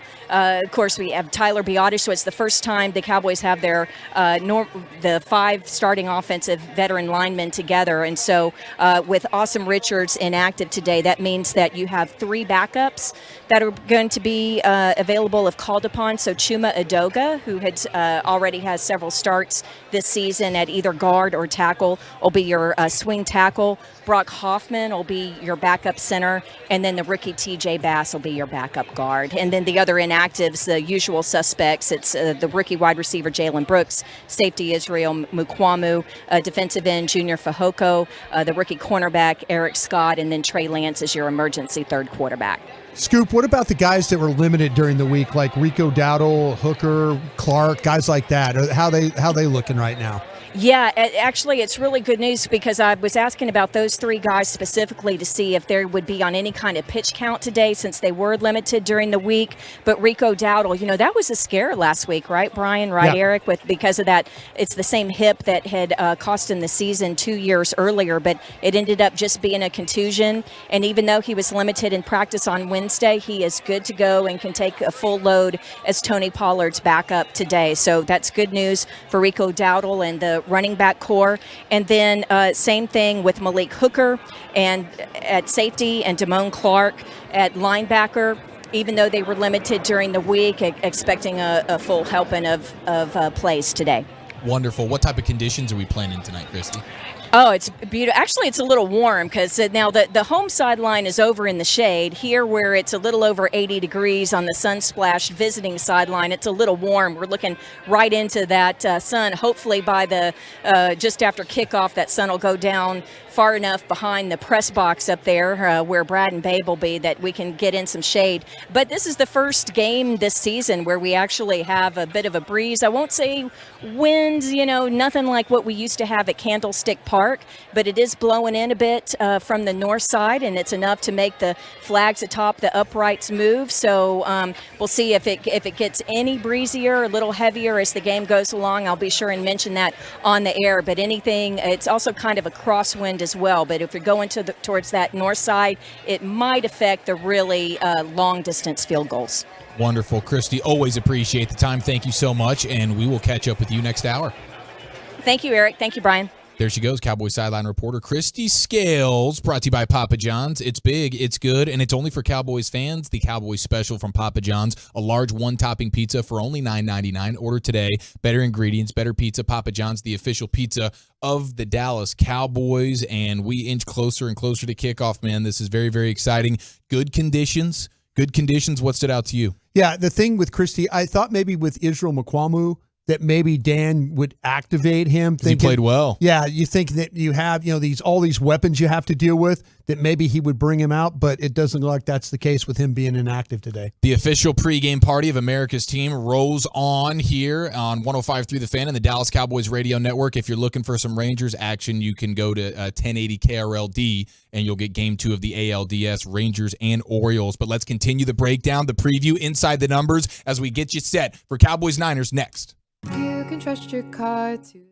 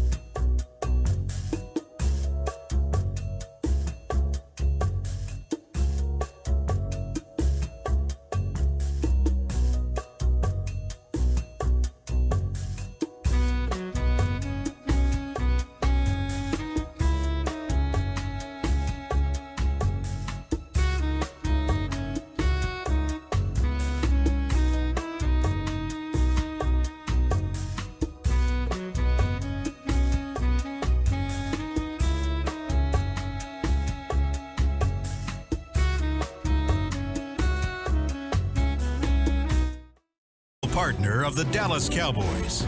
Miller Lite, the only beer of the Dallas Cowboys. It's Miller time. And by blockchain.com. Make your crypto play today. Also brought to you by Bill Nunnally, attorneys and counselors. Jack Link's Beef Jerky. Jack Link's, feed your wild side. Volleman's Dairy, the official milk of the Dallas Cowboys. Texaco. Texaco with Techron delivers unbeatable gas mileage. Texaco with Techron, driving performance. And by Papa John's, the official pizza of the Dallas Cowboys. Papa John's, better ingredients, better pizza. This is the Dallas Cowboys pregame show, brought to you by Volleman's Dairy, the official milk of the Dallas Cowboys. Texaco. Texaco with Techron delivers unbeatable gas mileage. Texaco with Techron, driving performance. Arrow Exterminators, official pest control provider of the Dallas Cowboys. Buffalo Wild Wings. Blockchain.com. Make your crypto play today. And by DallasCowboys.com. Keep track of the boys with daily podcasts and up-to-the-minute blogging at DallasCowboys.com.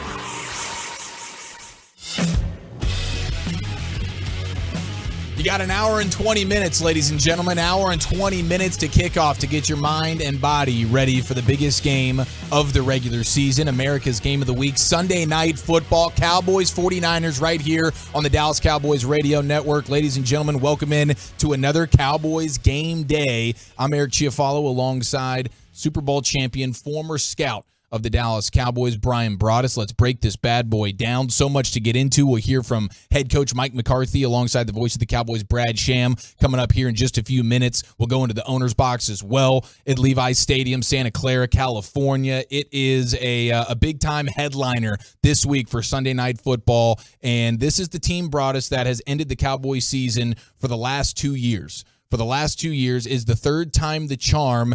Is this offense ready for the task, as the offense has been the issue the last 2 times the season has ended to the Niners? Just feel like they're better equipped, and they'll get the entire offensive line back together, which we haven't seen since Tyler Smith was drafted. So the intent was to have an offensive line of Tyron Smith, Tyler Smith, Biotish, Martin, and also with Steele. And so we're finally going to get to see that. That group needs to be outstanding tonight, because if they are, I feel they'll move the football against these guys. It might not be in the running game to move it, but I think throwing the football. I made a big deal about all the protection in this game. They're going to rush 4. Those linebackers are going to play underneath. They're going to rally. They're going to tackle, but their cornerbacks are susceptible to giving up plays. And I kind of feel like that the Cowboys have the receivers. They have the line, and this, could be the quarterback's time. He's not performed very well the last time these two have met. There's been different coordinators that have had to deal with, now we have Steve Wilks. Dak's faced a different defensive coordinator the last 2 times. Robert Saleh was the one the first time around. Last year was D'Amico Ryans. So that's what you're dealing with right now. The 49ers are pretty good at, when they lose these coaches, they figure out ways to replace them with quality ones, but the beat kind of keeps on. And I just worry more about the San Francisco offense than I do their defense. I think that their offense is outstanding. But like I say, find a way to block this front, win some routes on the outside, and, you can move the football on these guys. All right, we continue the preview here, brought to you by Sleep Number, the official sleep and wellness partner of the Dallas Cowboys. So you think the Cowboys offensively are better built, the personnel for sure, compared to the playoff game last year, the guys you had running out there, compared to tonight. As you mentioned, it's insane that you drafted Tyler Smith to play alongside Tyron Smith and the other guys, as you mentioned, as your best starting 5. And this is going to be the first game that we will see a single snap of the Cowboys' best 5, starting 5 offensive line. And that is just crazy, and I think that goes a long way for you. Remember, last year, the Cowboys are without Terrence Steele at right tackle. So here's Tyron Smith playing right tackle for the first time really since college. You have Tyler Smith playing left guard. It's all patchwork. It has been. And now tonight you get your starting 5, and that gives you great confidence. But don't you think you're also better with the skill guys as well tonight? Oh, yeah, absolutely. And, if you look at,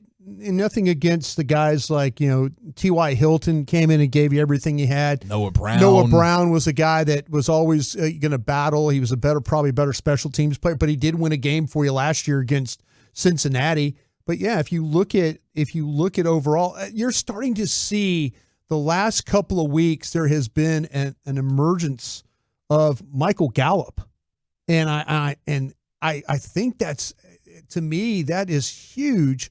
If you get him going in this offense, not only the downfield plays that he's capable, those contorting sideline toe tap catches that he can make, But you get him underneath with the slants and and catching the football underneath in the middle of this defense, those tough catches, that's going to go a long way in this football game. You're going to have to make some tough grabs. These safeties are a little bit, when you talk about Gibson and Hufanga, especially Hufanga, he's going to headhunt a little bit. He's going to try and affect any ball that's thrown in the middle of this defense. And it also includes the linebackers a little bit that you're going to have to deal with. Fred Warner, Dre and Greenlaw. They're tough linebackers. But the Cowboys played against a couple of tough linebackers at the Jets. And so they faced some good linebackers this year, and they've been able to have some success. The running aspect, I don't know if that's the best route to go, but I'd sure be surprised if they didn't try. Yeah. I feel like, hey, but it's about getting the old hats on hats, and will this offensive line be able to do that?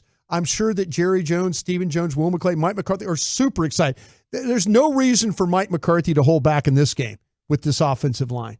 No reason. And if he was nervous about what was going on in Arizona and it was a poorly executed and called game that way, and everybody looked covered and there was pressure and all that, because of that, if you were scared because of that, I understand. But there's really no reason tonight to be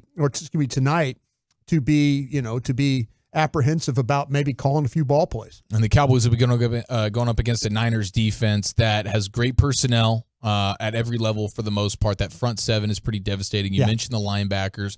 It is a bend but don't break defense on steroids. It's led by the personnel. You mentioned Steve Wilkes being the defensive coordinator, but they're not doing much to confuse you. It's pretty, like, what they're doing is pretty obvious, but they have really, really good players. They'll give you some short stuff, but they don't give up the explosive play. No. It's the least amount of explosive plays given up through the first 4 weeks of a season since 2002. This Niners defense is playing legit. Last year felt like you could take some shots on them. This year, they're limiting big plays in a huge way, but that plays into the Cowboys' hands offensively. They want to get the ball out quick, and they want to nickel and dime you for 10 plays down the field, 5 yards, 6 yards at a time, right? Yeah, absolutely. That's what they want to do. And a little bit of that turns into, though, are you able to sustain that? Are you able to, if you're nickel and diming, are you able to finish? We've seen Cowboys have some success, 10, 12-play drives that have ended in field goals. Yeah, the red zone's got to get cleaned up The tonight. red zone has got to get cleaned up tonight. I think you got to run Dak. I think Dak's got to take some chances running the ball. Babe's right. You watch the tape Monday morning and there were a couple of times that in the goal line area or that tight red zone area where Dak, if he just pulls the ball, that's walk-in touchdowns. I think that I always talk about bloodied, muddy Dak, and when he gets the feel of the game, if you see some good grass stains on the front of Dak, not on the back, you don't want any back grass stains. That's a bad idea right there. But if he's kind of a little bit bloodied, muddied, and he's playing getting the feel of that game, I'm all for that. I just think when he gets an idea of how the game is going to go, that's when he tends to play some of his best. And maybe Mike will call him a game where he'll allow him to do that. Yeah, and maybe it's not even a design run, but maybe it's dropping back in the red zone and then using your feet, taking off and scrambling for a first down or a touchdown, whatever it is. But I understand since the injury, the Cowboys and Dak not wanting to fully unleash his legs in the regular season as you try to save him. But this has that playoff feel to it. This is a big game. I think this is a game where in the red zone you utilize your quarterback and his legs, and I think that could be a huge advantage for a Cowboy offense that needs to gain some red zone confidence, punch it in for the touchdown. That's going to go a long way to getting the victory tonight. Now, Broaddus, let's go inside the numbers. Let's look at this Niners defense. Inside the numbers brought to you by Papa John's, the official pizza of the Dallas Cowboys. Better ingredients, better pizza. It is Papa John's. And actually really the offense. I want to look at the Niner offense now. And my numbers for you are Brock Purdy when he's pressured to when he is not pressured. Last year in the playoff game, when the Cowboys pressured Purdy, he was 5 yards per attempt throwing the football. When he was not pressured, it was 10 yards per attempt. So when you kept him clean, he was dialed. When you got pressure on him, he was a shell of himself. And it continues into this season. Through 4 games, Purdy, when pressured, is under 6 yards per attempt. When he's not pressured, when he's kept clean, it's over 10 yards per attempt. The splits are huge. He's one of the best quarterbacks in the sport when not pressured. He shrinks down dramatically when you can get pressure on him. will the Cowboys have a chance to do that tonight? Yeah, I feel like off that right side, it especially will they be able to take advantage of what's going on with McKivitz and also Buford on that side. I know from watching pressure tape when they'll move a tight end, whether it's Kittle or Warner, one of the tight ends will go over there and he'll play as a wing. They might motion across. It gets Juszczyk over there to chip, back to chip. They're trying to help their linemen, and if they get into a little bit of a bind, that's their answer. They don't want to just let you just tee off on their guy, because they do know if you get pressure. You just brought up all the numbers. The tape shows you he is a different quarterback when he faces that type of pressure. Throws off his back foot, he'll take a sack, he'll throw it away. You have to kind of, if you can harass him a little bit in this game, you won't get, when he's clean, he will pick you apart. Yeah, he's that type of quarterback. One of the things I liked, I saw a quote from J-Ron Kurz talking about Brock Purdy. He's yet to throw an interception this season. Yeah. And Kurz, Cowboy safety, says the ball is going to be put in harm's way, and you have to capitalize on it. You watch them play. Teams have a chance. They just don't capitalize. Right. That's what separates us. We capitalize on them. So Purdy, according to Kurz, Purdy will give you one or two opportunities to force that turnover. He'll throw it into a wild spot, whatever it is. Maybe it's due to pressure or just great coverage. And Kurz is like, man, we capitalize on those. And generally the Cowboys do. Last year, one of the problems was they didn't. Here's Diggs. There's a ball going right through the breadbasket. You had a chance there. So I love that from Kurz, saying that we're going to have an opportunity or two tonight to take the ball away, and hopefully they capitalize on it. I think they have to in order to be able to get the victory. That's how they're going to have to do it. They're going to have to find a way to get some of these turnovers, which they've been so great at doing. The thing that Purdy will do is if you put pressure on him, though, he will fumble. He's put the ball on the ground. They just haven't been able to recover. The 49ers, it's almost like they will fall on balls like the Cowboys do. There will be fumbles in the pocket, and I believe he's only lost one fumble out of 4. But that's, if you can get around him, swat at the ball, knock the ball, kind of bang him around a little bit, you get a guy who'll drop the ball. And so you have to be ready. The Cowboys do a great job, though, on defense. We've seen what scoop and scores. When they get around on defense and the ball's on the turf, those guys have done a pretty nice job of making sure it's a Cowboy ball going the other way. Yeah, it's been, huge opportunistic defense since Dan Quinn arrived. And so tonight you're going to need that. You're going to need to force some turnovers. It's going to be challenging for sure, but as Kerr said, you got to capitalize when Purdy gives you those one or two moments where he kind of throws it up there. But it's so many weapons. Yeah. It starts with McCaffrey. It's tough. Yeah. You bottled up McCaffrey in the playoff game last year. Right. And it was mostly Kittle when it was all said and done that kind of broke you a little bit. But what are you seeing from their playmakers right now through the first month of the season? What have you not seen? And that's the trick for the Cowboys. And I when you watch them, you go, okay, well, who would you like to try and stop in this game? This reminds me very much of when I was in Green Bay. We used to have to deal with the Cowboys, those early 90s Cowboys, where if you took away Emmitt Smith, then Michael Irvin would hurt you. Or you take away Michael Irvin, then Troy Aikman would hurt you. Oh, then you take away Troy Aikman, well, then Jay Novacek would hurt you. There was always somebody you had to deal with. The thing, I have the utmost respect for, I think a lot of this play calling dictates for the 49ers, where Brock Purdy goes with the football. I really do think it's like the way they run their offense with all their weapons and the multiple formations and the multiple motions. This team's going to motion 84% of the time. League average is 54. And they're right at 82 so far. And you see just so much of the use of their personnel. They, running back wide, fullback wide, tight end wide, wide receiver in. And then, yeah. That's what I'm saying. It's crazy, dude. Shanahan's nuts. They will mess with your ability to how to defense them. And we were talking with Greg Papa, who's the voice of the Niners. We talk about 22 personnel, 21 personnel. The two backs, one tight end, the two backs, two tight end. it's just they kind of put a lot of pressure on you because you're not sure how you play them. Do you play them with your base? Well, Dallas's base is really playing like with Curse as one of the linebackers. That's really like their base defense. So it'll be some serious back and forth in this one to match it all up. It's the official pregame party of America's team right here on the Dallas Cowboys Radio Network. We're just over 60 minutes to kick off. Let's hear from the coach of the Cowboys, Mike McCarthy, standing by with voice of the Cowboys, Brad Sham, live from San Francisco. Coming up next, you're listening to the Dallas Cowboys Radio Network. Cowboys football and Miller Lite. What a pair.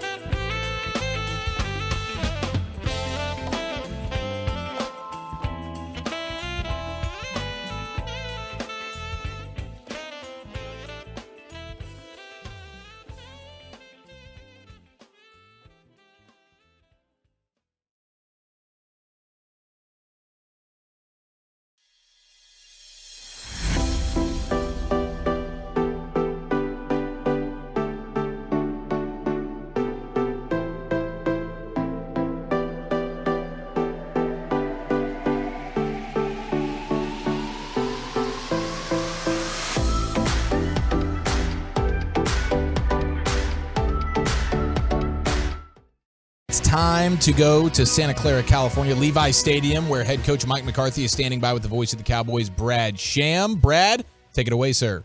Thanks, guys. Beautiful day for a huge game in Santa Clara, California. And, Mike, that gets me immediately to my favorite storyline of this game, which is one of psychology. You've addressed it during the week. I don't think you had any hard work to do getting your team ready to play in this game. They've all known exactly when the game was since it came out. Do you take into account whether they're putting too many eggs in one basket during the week of preparation, or is that something you address after the game and getting ready for the next one? In other words, making too much of it because it's only week 5. Well, I think like anything, you do want to have an excellent week of preparation, and just like anything in life, you could do too much or not enough. So I mean, that's a job of the head coach of keeping his hands on the on the training regiment, the vibe, how it's all going.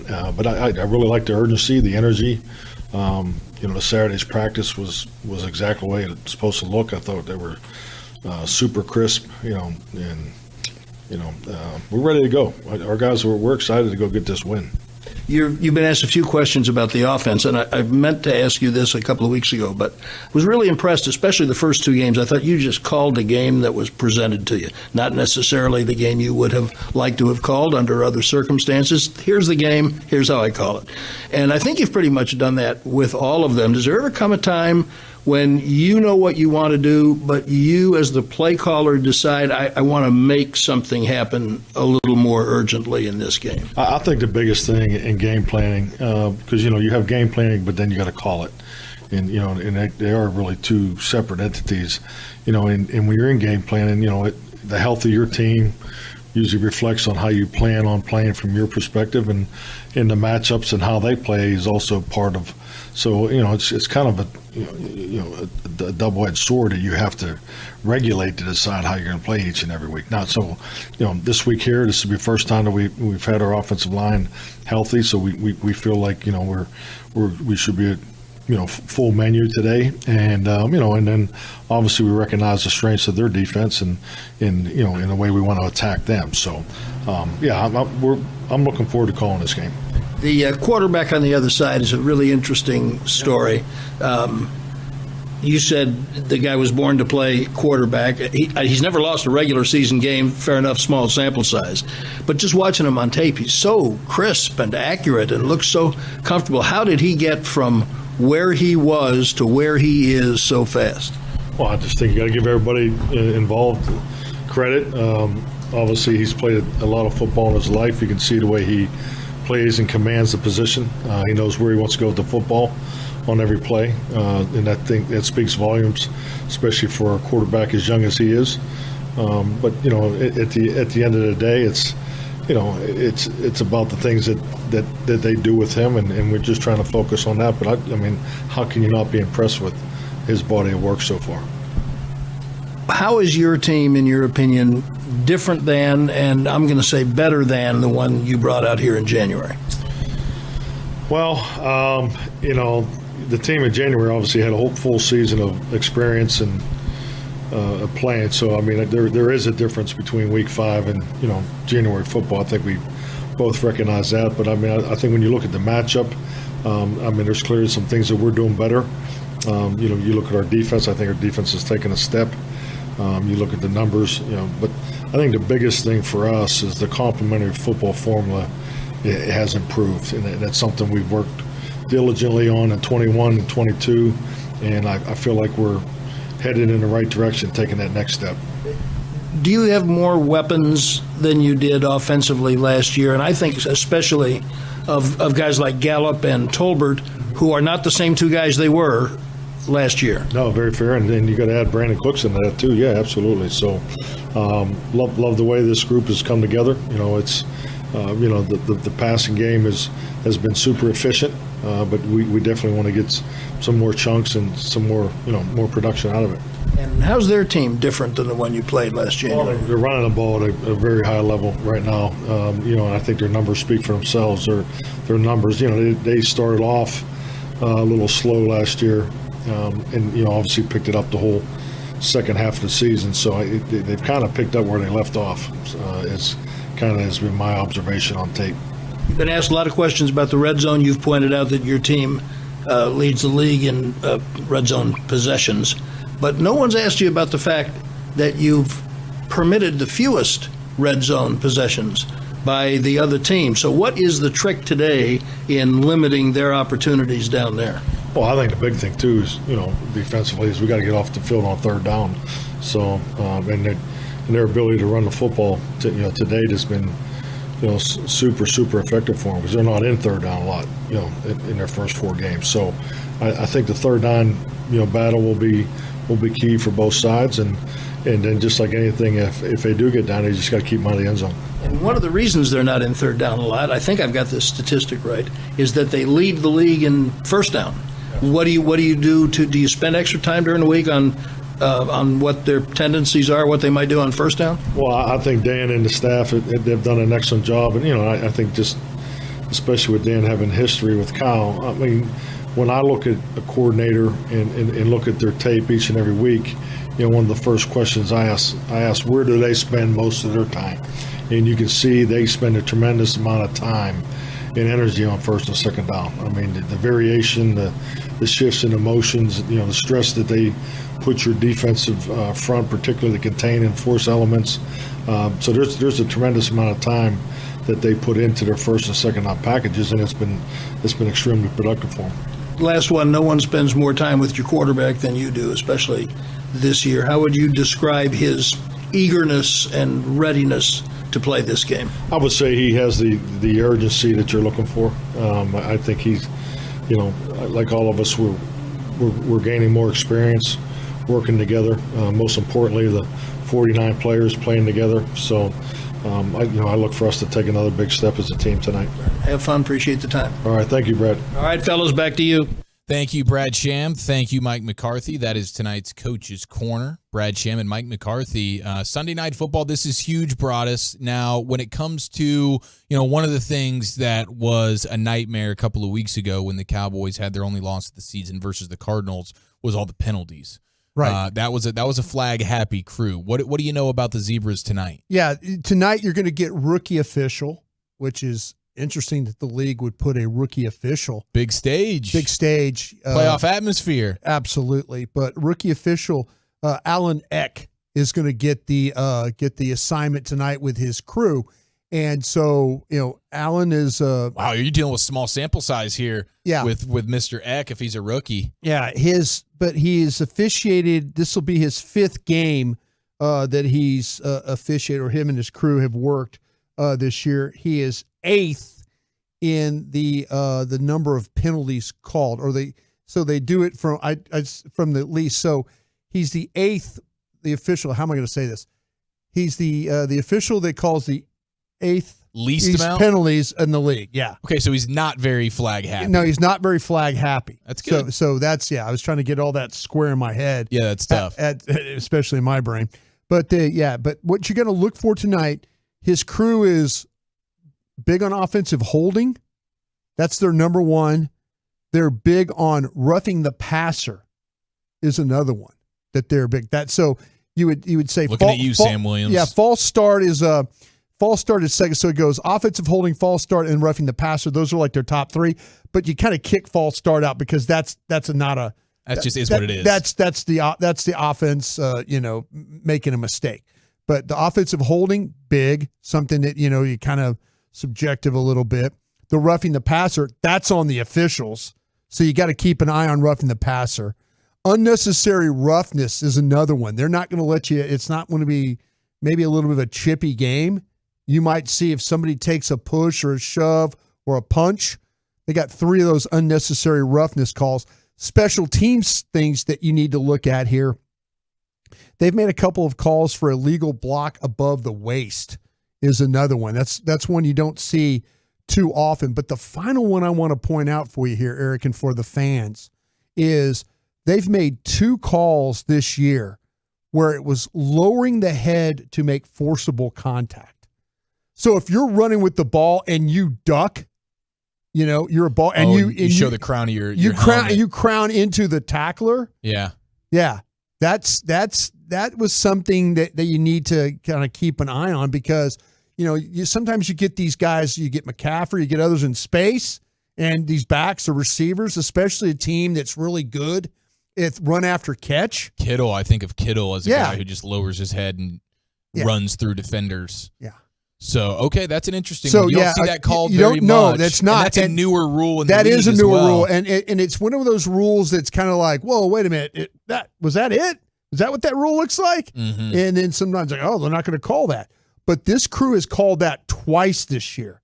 So lowering the helmet is something to make forcible contact. Keep an eye on that. Okay. And the roughing the passer, unnecessary roughing stuff, you got to be careful. I'm looking at you, Sam Williams, on that. Trent Williams on the other side, we know he's liable to throw a punch or two from time to time. So this is going to be a game that gets it a little bit chippy. It'll be interesting to see how some of that stuff shakes out. You mentioned special teams. They'll flag you on some stuff on special teams, but I think that could be an opportunity. Like, I think when you go toe-to-toe with these teams, it's close, but I think we all know the Niners, and they've proven it on the field.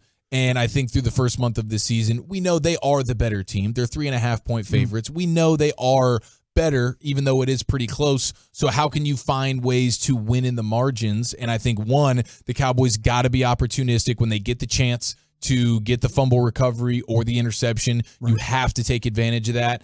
And maybe it is special teams. Maybe Turpin gets a little something going here.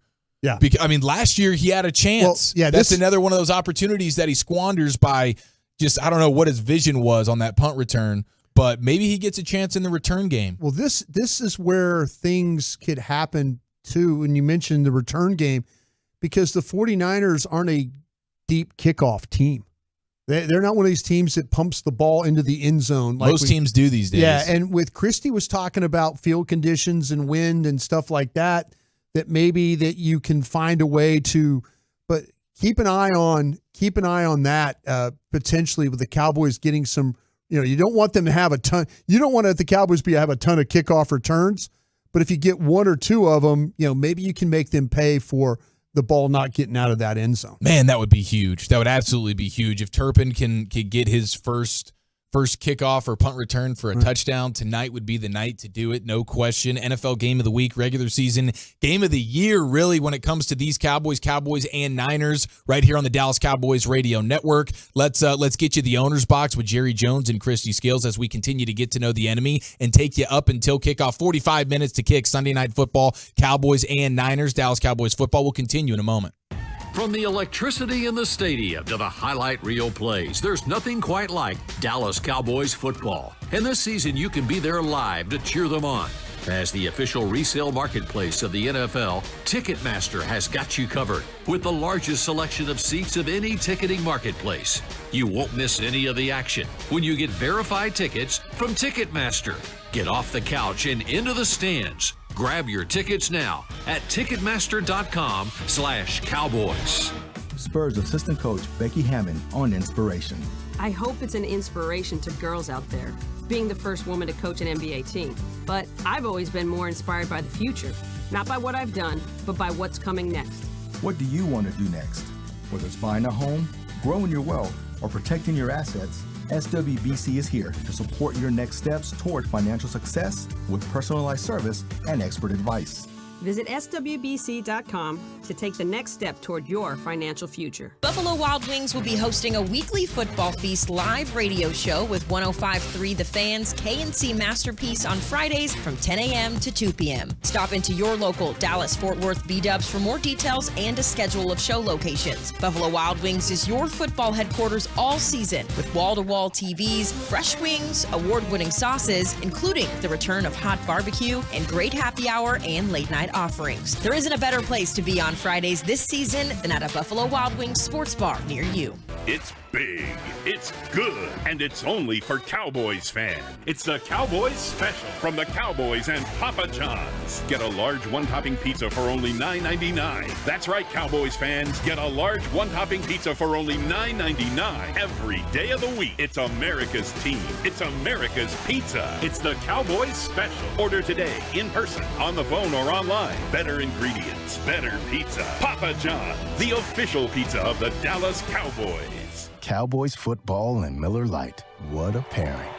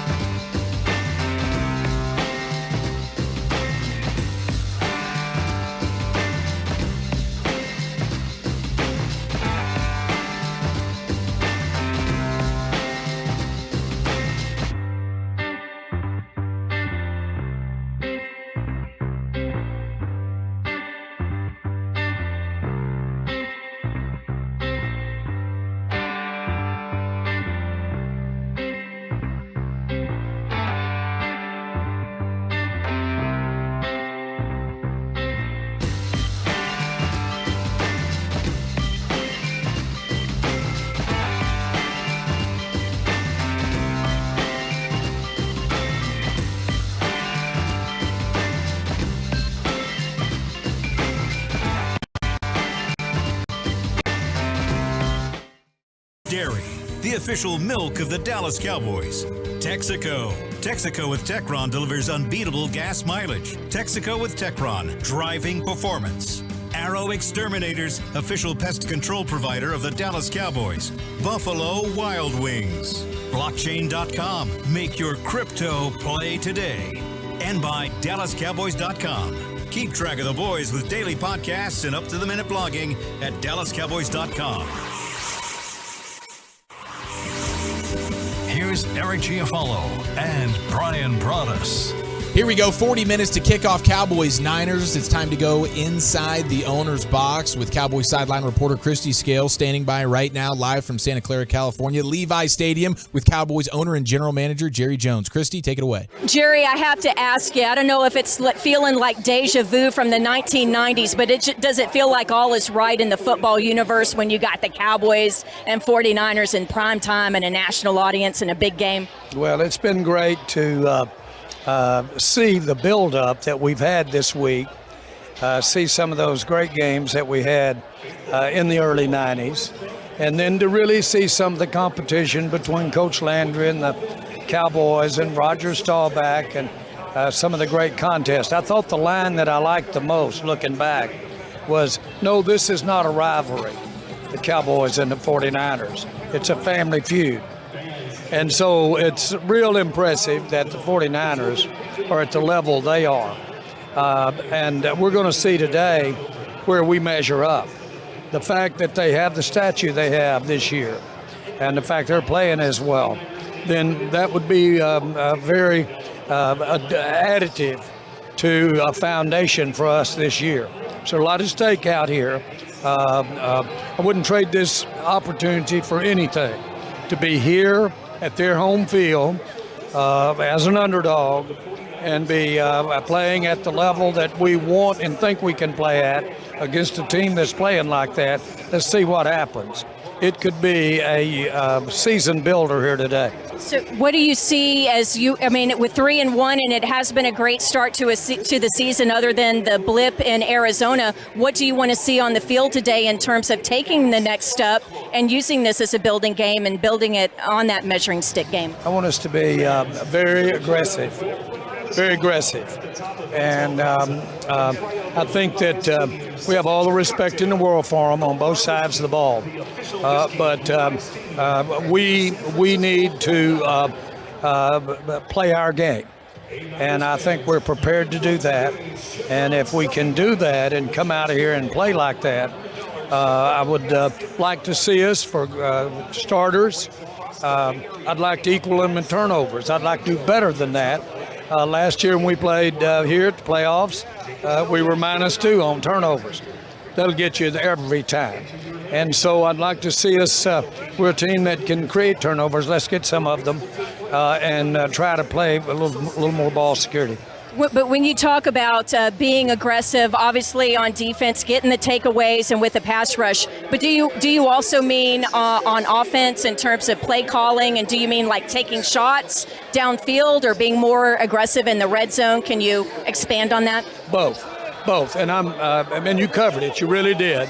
And I think we're capable of it. We've got a group in the offensive line that we consider our 5 best players that are playing for the first time together, really. This makeup of this bunch is. And they've been trying to get to this spot for a long time. Let's see how much difference they make out here today.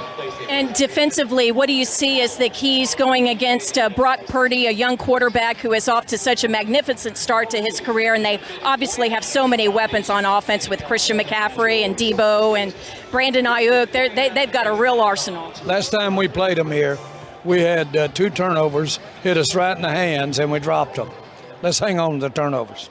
Appreciate the visit, Jerry. Thanks so much. It's going to be awesome tonight. Thanks so much. That's the view from the owner's box here at Levi Stadium in Santa Clara as we continue counting down to Cowboys and 49ers in primetime. Let's rejoin Bryan and Eric. Thank you, Christy. Tonight's view from the owner's box is brought to you by Papa John's. Better ingredients, better pizza. It is Papa John's, the official pizza of the Dallas Cowboys. Jerry talking about being aggressive. Yes. Both sides of the ball, trying to find ways to get explosive plays offensively. But what about defensively? We know we need to pressure Purdy Is that the Cowboys have been blitzing at a little bit of a higher rate than I was expecting and what they had been doing under Dan Quinn. They're playing a lot more man as well. Is that the strategy? I believe last year in the game, Dan Quinn, especially on early downs, was playing a lot of quarters coverage. Yeah. So what do you think the plan is defensively from that point? If Jerry's saying aggressive, are you sending guys a lot to go attack Purdy? I think initially in the game, I'm going to try and figure out, can I generate pressure with rushing 4? Can I get, whether that's Fowler, Williams, whoever's playing right edge, can I get that rush home? Can I get the inside? I think it's a little bit more of a difficult situation. With the running game and stuff like that, the 49ers are not a big inside run team. So I don't know. I mean, Hankins, Mozzie, do you try and go with like legitimate pass rushers? I think Greg Papa said it. He's like, hey, you're gonna get run. You're gonna try and run the ball. Mike McCarthy said they're run. I'd be interested if the Cowboys really went into this game feeling like that the 49ers are going to try and do that. Well, the Niners have been really impressive running the football. McCaffrey's the best running back in the league, and they stress you on the edges a ton. Right. But last year, what was interesting was, especially in that first half, the Cowboys bottled up those outside runs really well. And it was in the second half that the Niners kind of were like, you know what? We can't run to the outside. Right. We need to start hitting those powers. Right. And that's where they started sustaining those drives late in the game. Now, I know the Cowboys defense was gassed at that point. Right. But I thought that was interesting from last year's game. But that's what I'm saying. Do the 49ers immediately go to the power running game? Do they immediately do that? I wonder. They're like, hey, it worked in the second half last year. Let's go to it. But watch them run. You watch them run, and maybe against the teams that they've played against, with the Steelers and the Giants and the Cardinals. That was a weakness for those defenses, getting to the outside. But to me, where teams have had success against the Cowboys, it's been a little bit on the edge, right? Right. Except for the playoff game last year versus these Niners. That's what's very interesting. I think it's different in that way. I think it's the 49ers are absolutely going to try and run, but I just don't know at what area. So the Cowboys seem to be the weakest is off that left side. The offense is left side, the defense is right side. Mm-hmm. If Sam gets up the field, Fowler, they started last week's game. If you remember, it was Golston that was playing right end. I wonder if Quinn will try the same thing. Start Golston at right end. Go with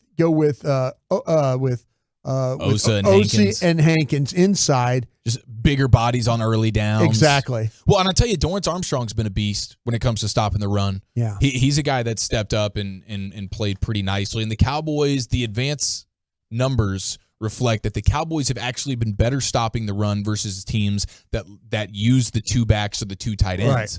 So I know the Niners present it much differently and their personnel is much better than most teams, but to this point in the season, the Cowboys have actually been better at stopping the run versus teams that are doing the two tight ends or two backs. So that's another interesting element to this game. And as we get to know the enemy here, brought to you by Arrow Exterminators, the official pest control provider of the Dallas Cowboys, I thought this note was interesting from John Owning of Pro Football Focus. The 49ers interior offensive line, and we've stressed that the right side in particular for sure. But the interior, their center and their two guards ranks 31st in pass blocking grade, according to Pro Football Focus. Micah Parsons is number 1 when it comes to A-gap pressure rate. So they don't grade out well on the interior of the offensive line pass blocking, and Micah has been the best in the sport at creating pressure through the A-gap. And on top of that, Osa Odighizuwa is playing great football right now. He's number 6 in the league right now when it comes to A-gap pressure rate. Right. So I think that's something that Dan Quinn and these guys are going to try to exploit consistently as well on those passing downs. Yeah. And getting in the face of Brock Purdy, and we know we've talked about it plenty how different Purdy is when it comes to being a quarterback. When he's kept clean, he's the best in the league. When he's got pressure, he's not near the same quarterback. No, and then the whole idea is every time he throws the ball, there needs to be some type of pressure. And I mean, isn't it smart to just say, like, you're always offensively looking for matchups to exploit. Hey, I'm trying to get my best wide receiver on one of your linebackers or your worst corners. The same goes defensively, right? Like, if you're Dan Quinn, why would you Micah Parsons go on Trent Williams? Not at all. What's the point? What's the point? You're avoiding him every time, You're right? Absolutely. Okay. Yeah. All right, we continue to inch closer and closer to kickoff, ladies and gentlemen. The game of the week, the game of the year in the regular season, Cowboys and Niners. We're a half hour to kickoff. Let's go inside the booth with the voice of the Cowboys, Brad Sham. You're listening to the Dallas Cowboys Radio Network. One of the main reasons for poor vehicle performance.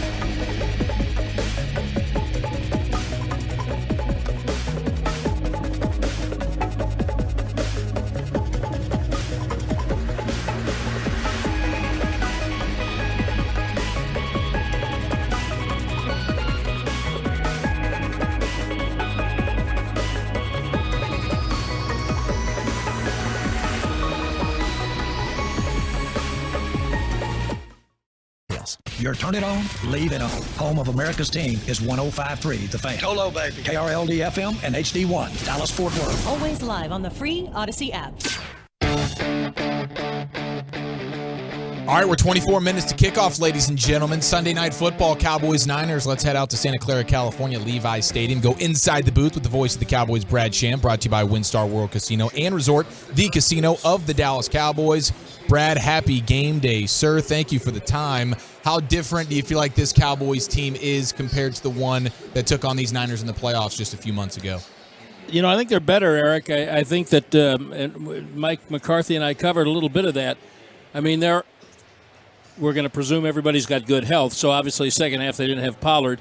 But even before that, the Gallup and the Tolbert that they had last year were not the Gallup and the Tolbert that they have this year. And they had Schultz on one leg, and they had Tyron Smith playing right tackle. So I think they're a better offensive team tonight than they were in that game in January. Brad, does Dan Quinn have Kyle Shanahan's number when it comes to how he schemes against him? That's a mouthful now because of the players that Shanahan has at his disposal. There's no question they know each other well. And there's no question that the raw numbers, Brian, would kind of back you up. Sure. I just can't make those words come out of my mouth when I know who those players are wearing red shirts tonight. I mean, when you study this Niners team, especially their offense, Brad, how much better are they? You think the Cowboys are better? Are the Niners, Brock Purdy? These guys seem like they're just rocking and rolling right now. Well, they are, but that's a couple of different questions, Eric. I couldn't be more impressed with Purdy. Yeah. It's just really unfathomable how everybody in the league, including the team that he plays for, passed on him 6 or 7 times. To see he hasn't lost a regular season game. And if you watch him on tape, I mean, his accuracy is just unbelievable that he sees the field. I mean, it's off the charts. I'm not sure they're as good in the offensive line. Their right tackle is now playing somewhere else. And so, you know, we'll see if the middle of their offensive line can hold up. That's a Hall of Famer they got at left tackle. And their skill weapons are maybe first or second best in the league. So, but I think the gap. I personally think the gap has closed from January. But tonight will tell us part of that story. Not the whole story, but part of it. Do you expect to see much of Micah versus Trent Williams? Or, would Micah just, hey, let's go take advantage of these other guys? Would you put Micah over Trent Williams all the time? Personally, no, I would not. I mean, maybe once or twice to give Williams a taste and see if Micah can beat him, but I think there are other more favorable matchups. That's just me, though. Brad, if they're going to throw the ball tonight, the Cowboys, and I think they can protect their front. Where do you feel like the receivers? Where is it? Is this a game for Cooks, or we've seen Michael Gallup kind of have a little bit of a resurgence the last couple of weeks? Well, we have, and of course, this is where the chess match starts, and it's a new defensive coordinator, and McCarthy and Steve Wilkes have matched wits before, and so they went out and got a slot corner in the offseason, and he has not had a great year. If you put Lamb in the slot, and that guy is over him, Isaiah Oliver, right? And if they then cheat to protect him, then it's like a zone defense in basketball, Brian, right? Right. So if you got 5 guys and 2 of them are on one guy, somebody's open. Absolutely. So if they cheat toward Lamb, then you theoretically have more plays available for Gallup, Cooks, and Ferguson, to say nothing of the backs. And I do think that and you wrote this, Brian, I read it, that you wrote it during the week, and I agree with you. There are plays available to make on the San Francisco secondary. The problem is you got to get to them. Yep. How insane is it, Brad? This is the first time we're going to see this offensive line. You draft Tyler Smith, and it's the first time you'll see the original starting 5, best 5 as they pictured it. It's football. It's football. That's as Ron Washington would clearly say, that's the way football goes. and speaking of Washington, congratulations, Rangers. Yes. Yes, sir. Yes, sir. Rangers win. They always make it interesting. You know that, being a baseball guy too, right? Yeah, you know what? All I know is the final score was Texas more than Baltimore. That's all that matters. Absolutely. That's right. We got playoff baseball, and it's going to have a playoff feel in Santa Clara tonight at Levi Stadium. Cowboys-Niners. Brad, we appreciate the time, man. Enjoy the game. Okay, fellas. Have a great evening. There he goes, Brad Sham, voice of the Cowboys, right here on the Dallas Cowboys Radio Network. The NFL game of the week. We inch closer and closer to Sunday night football, prime time football. Cowboys-Niners. Doesn't get any better. It really does not get any better. And now we welcome in Cowboys sideline reporter Christy Scales, live from Santa Clara, California. Brought to you by Pollock Aurora, proud supplier of the Dallas Cowboys. Christy, we know special teams is always that thing lurking that you forget about sometimes. But didn't we have last year in the playoff game? Did we have some pregame special team shenanigans going down? Did we have anything like that tonight? Not as overt as last year when Trent Williams and Deebo Samuel were making sure to kind of get in the way of Brett Maher, and back then the deep snapper was Matt Overton and Brian Anger, and it did not make our specialists and our special teams coordinator very happy at all. And they actually had a couple of extra sideline personnel people out there early in pregame warmups just to make sure nothing was going to happen. But Brandon Ayuk, the San Francisco wide receiver, he made sure, as he was in the early part of warmups where he's jogging through some routes, he made sure that he stopped near Brian Anger as he was spotting the ball. Now, whether he said anything, I wasn't close enough to be in earshot, and certainly would not have the microphone on in case it was one of George Carlin's 7 words that we can't air without losing our broadcasting license. But nothing like last year. But I do find it ironic that when you have, as you mentioned, Eric, 2 pretty evenly matched teams, you've got all these superstar players with these high salaries, and yet a game like this, so important in week 5, could come down to the foot of a rookie kicker. And the 49ers invested a 3rd-round pick on Jake Moody out of Michigan, and he's been perfect on his field goals this year. And the Cowboys have a rookie kicker who was a high draft pick, but in the MLS for soccer, but not for football, and is a USFL guy. But he's been perfect on his field goals and missed his first extra point attempt of the season. But all these high-profile guys, and it may come down to a kick at the end. The good news is that the breezy, windy conditions that we had earlier have died down just a little bit. The flags that are atop the field are blowing pretty hard, but the ones down here that are atop the uprights have died down a little bit. The conditions are perfect. It's been a sunny, not a cloud in the sky all day. Finally, the visiting sideline is in the shade. It was kind of hot in the sun, but now as the sun's starting to go down, it's just perfect conditions, 77 degrees, and this grass field is in excellent shape. Yeah, so Christy, should be a good night of football. I was going to ask you, are there any field condition questions for cleats? Any longer cleats, shorter cleats? But you obviously, and I've walked that field many a day, it is a perfect grass field. It really is. It's a Tifway 2 hybrid Bermuda. It's what you use on fairways and tee boxes areas on golf courses, and it's in excellent shape. It's not, we don't have the divots. We're not dealing with that, at least thus far in pregame warmups as we had when we were in Phoenix just a couple of weeks ago in Glendale. I know it's just warmups, Christy, but how beautiful is it to see the original, the best 5 starting 5 for the Cowboys for the first time literally ever. Yeah, in a couple years, and as Jerry mentioned in the owner's box just about 20 minutes ago, so important. And, if they're able to protect Dak, you've heard it not just from Jerry earlier, but they've been talking all week about being aggressive, right, with the play calling and, taking some shots. I think what's going to be real key tonight, I am real interested in, you guys have mentioned the officiating. How is Alan Eck's crew, Alan Eck is the referee tonight, it's his first year as a ref. How aggressive are they going to let these defensive backs be? Talking with some personnel here, this crew lets the DBs be aggressive, but more on the back end, less so in press coverage up at the line of scrimmage. And San Francisco loves to be aggressive with their DBs, but you can use that to your advantage, right?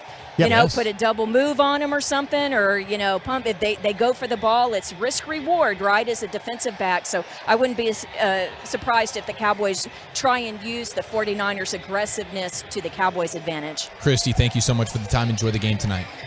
Thank you, Eric. Thank you, Brian. Yeah, to Christy's point, though, this crew, Alan Eck, not one illegal contact penalty called this year. So that might answer a question. Not one illegal contact. Sounds like they're due for one. But they've had 2 defensive pass interference calls, but no illegal contact penalties this year from Alan Eck. All right, Broaddus. Well, I'm going with optimism here. I'm going with third time's the charm. The Brock Purdy San Francisco 49ers are due for an L. They're coming in a little bit too cocky for my liking. The Cowboys are focused. They're dialed. They got their big men up front on the offensive line. I think that's huge. I think the Cowboys will capitalize on some turnovers. Maybe it is Turpin taking something to the house, but I think they'll find a way to win in the margins. A more aggressive Dak with his legs in the red zone, I'm expecting. Certainly hoping for that. So I'm going to rock with Cowboys 23, Niners 20. Yeah, I went San Francisco 28, Dallas 24.